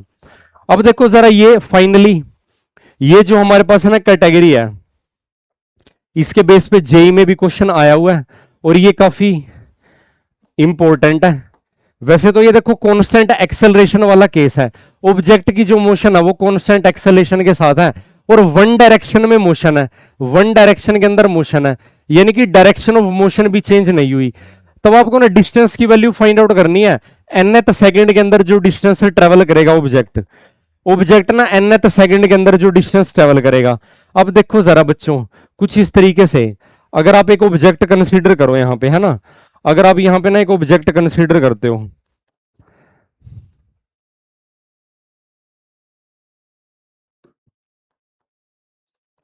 तो देखो जरा, ये ऑब्जेक्ट है, मान के चलो इस ऑब्जेक्ट का मास m है, इस ऑब्जेक्ट की जो एक्सेलेरेशन है ना, इस ऑब्जेक्ट की एक्सेलेरेशन कांस्टेंट है, इस ऑब्जेक्ट की एक्सेलेरेशन कांस्टेंट है, और nth टाइम के अंदर ये जितना डिस्टेंस ट्रेवल करेगा, nth टाइम के अंदर ये जितना डिस्टेंस ट्रेवल करेगा बच्चों, वो डिस्टेंस की वैल्यू आपको क्या करनी है, कैलकुलेट करनी है। वो डिस्टेंस की वैल्यू आपको क्या करनी है, कैलकुलेट करनी है ओवरऑल।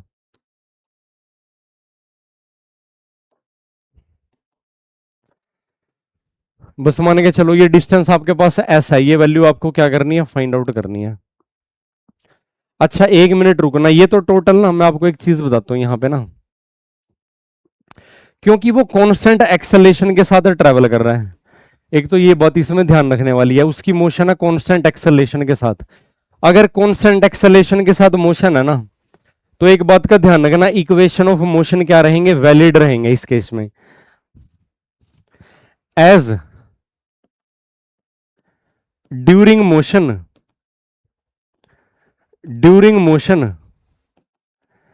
एक्सेलरेशन इज कांस्टेंट,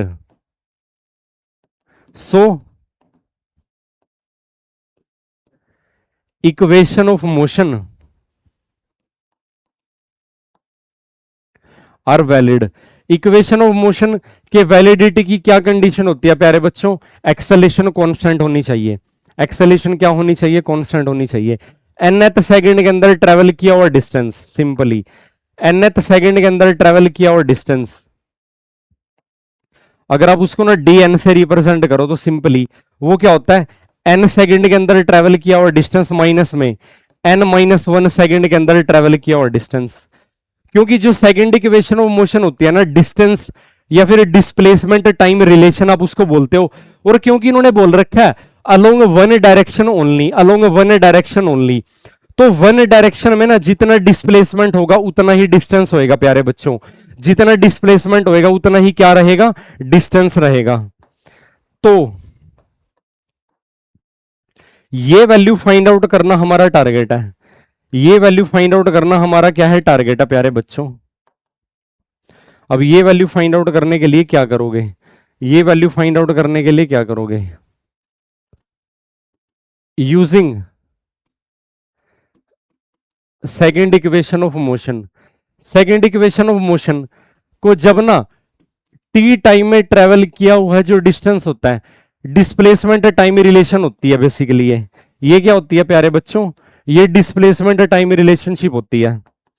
अब फर्दर जब आप प्रोसीड करते हो तो डी एन, nth सेकंड के लिए n सेकंड में से ना n-1 सेकंड का डिस्टेंस जब आप सबट्रैक्ट कर दोगे, इसमें कोई आपको प्रॉब्लम नहीं होनी चाहिए।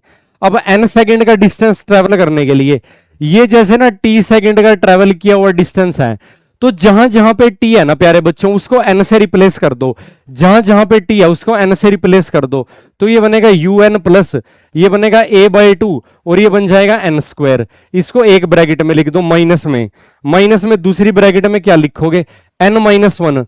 अब ना t को रिप्लेस कर दो n-1 से, तो ये बनेगा un-1 प्लस a/2 और इसको ना ब्रैकेट के अंदर लिख देना ताकि माइनस साइन का कोई आपको ना कंफ्यूजन ना रहे। सिंपली t को रिप्लेस कर दिया, इसमें रिप्लेस कर दिया n से, इसमें रिप्लेस कर दिया n-1 से। अब एक चीज और इंटरेस्टिंग बात, जैसे un यहां से उठा लो, un-1 यहां से उठा लो, तो देखो जरा un माइनस में वो वाली वैल्यू un और माइनस के u, तो ये बनेगा प्लस का u। आप इसको ऐसा लिख सकते हो प्यारे बच्चों, आप इसको ऐसा लिख सकते हो प्लस a/2 और यहां पे आपके पास बनेगा n स्क्वायर माइनस में n-1 का होल स्क्वायर, ऐसे भी आप इसको लिख सकते हो। तो nth सेकंड में ट्रेवल किया हुआ जो डिस्टेंस आपके पास आएगा, un से un कैंसिल हो जाएगा तो इनिशियल वेलोसिटी बच जाएगी।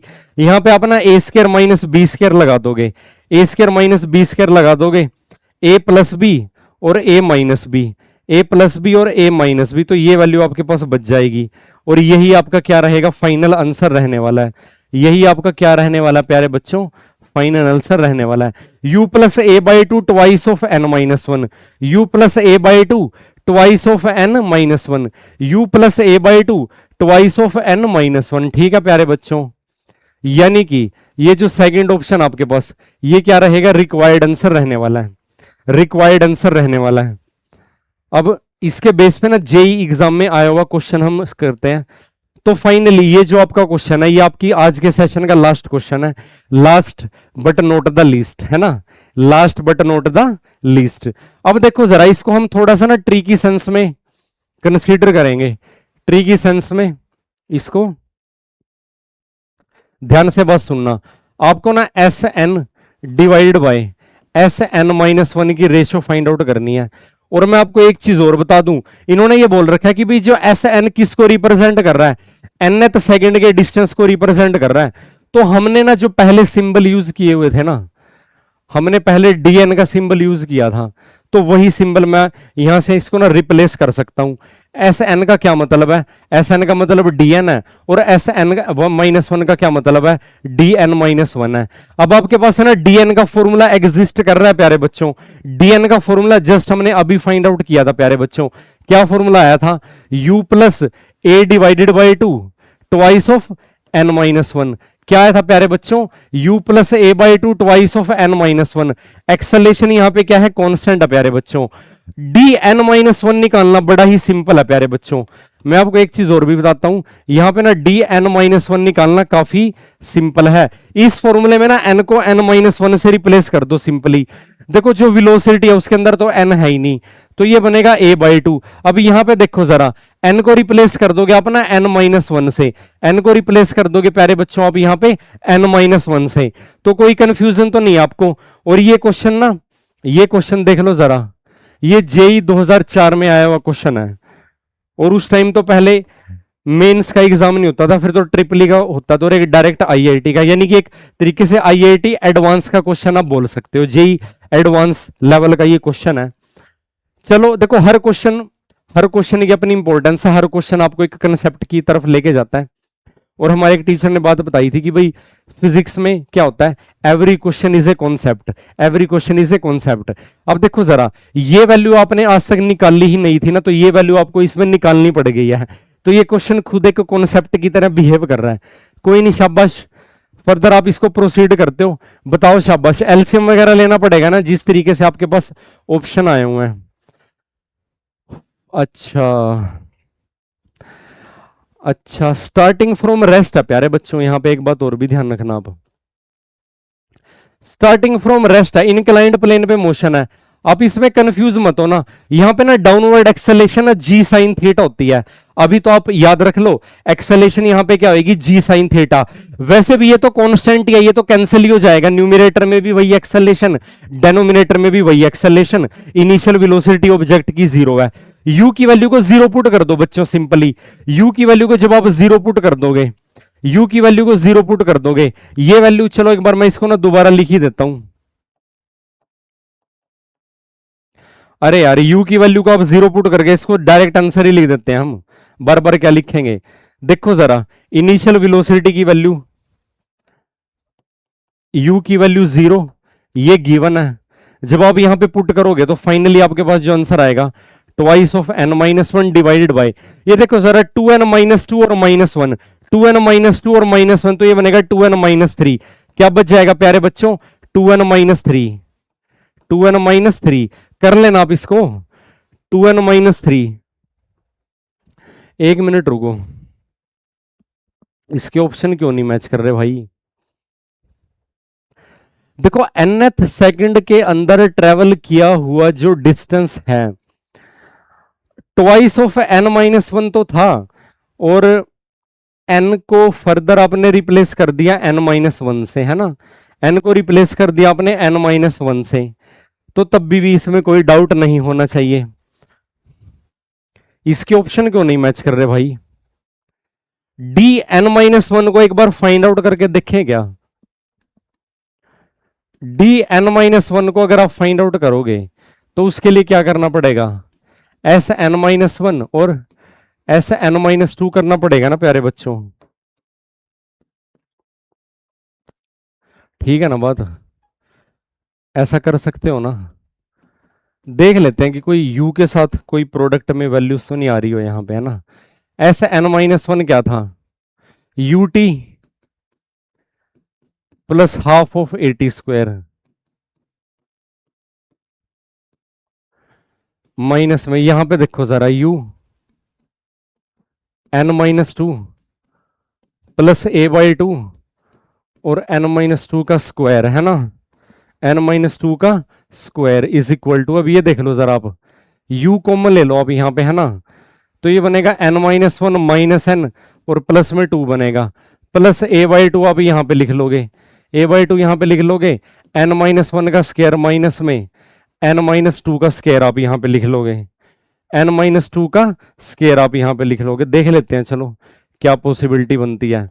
तो ये बनेगा u plus a divided by 2, यहाँ पे आप लगा दोगे a स्क्वायर माइनस b का स्क्वायर, तो a plus b a minus b, a plus b, और दोबारा फिर क्या लिख दोगे, a माइनस b। समझ पा रहे हो, समझ पा रहे हो, u plus a divided by 2। अब देखो जरा यहाँ पे आपके पास क्या बन जाएगा, ट्वाइस ऑफ n माइनस में 3, और n से n कैंसिल हो जाएगा, मल्टीप्लाई में 1, ट्वाइस ऑफ n माइनस 3 ही आ रहा है प्यारे बच्चों, u plus a by 2 twice of n minus 3, वही वैल्यू हमने यहाँ पे लिखी थी। अब इसका ना बेसिकली पता क्या होता है, इसका आंसर गलत, मतलब इसका ऑप्शन में है ही नहीं पॉसिबल, है ना, या तो मैं आपको ना इसका अगर ऐसा हुआ कि इसका करेक्ट आंसर ऑप्शन में हुआ, तो मैं ना नेक्स्ट क्लास में इस क्वेश्चन को ना स्पेसिफाई कर दूंगा, डिस्प्लेसमेंट वाली क्लास में ना मेंशन कर दूंगा मैं इसको अलग से। अभी के लिए तो देखो मेरे अकॉर्डिंग तो ये आंसर आना चाहिए इसका, बाकी आप भी इसको एक बार क्रॉस चेक कर लेना प्यारे बच्चों। मैंने इसका देखो ये सोल्यूशन भी लिख दिया सेकंड में, जो ये वाली वैल्यू हमने यहाँ पे यूज किया प्यारे बच्चों। और मैं बता देता हूँ इनिशियल वेलोसिटी 0 है, स्टार्टिंग फ्रॉम रेस्ट लिखा हुआ है, और यहाँ पे ना बहुत ध्यान रखना, जो एक्सेलरेशन है ना, एक्सेलरेशन की वैल्यू क्या है, जी साइन थीटा, एक्सेलरेशन की वैल्यू क्या है, जी साइन थीटा, वो इनक्लाइंड द प्लेन है, ये भी हम ना डिस्कस करेंगे, ये भी हम ना डिस्कस करेंगे नेक्स्ट क्लास में, ठीक है प्यारे बच्चों। तो आज का जो हमारा सेशन है वो यहाँ पे ना कंप्लीट होता है। होप आपको आज का जो हमारा सेशन है वो समझ में आया होगा। सो चैनल को आपने सब्सक्राइब करना, लेटेस्ट इंफॉर्मेशन के लिए बेल नोटिफिकेशन ऑन कर लेना, और अपने फ्रेंड सर्कल में शेयर कर देना, ज़्यादा से ज़्यादा अपने इसको शेयर कर देना। और आपको इस सेशन इस चैनल पर डेली एक क्लास, यानी कि डेली का एक नया टॉपिक आप सीखोगे, theory, complete theory, important MCQs जैसे GC अग्रवाल, HC वर्मा इन बुक से, और with all JEE mains PYQs, ये हम इसमें डिस्कस किया करेंगे। Thank you very much, have a nice day. मिलते हैं नेक्स्ट क्लास में, उसमें हम डिस्प्लेसमेंट को डिस्कस करेंगे।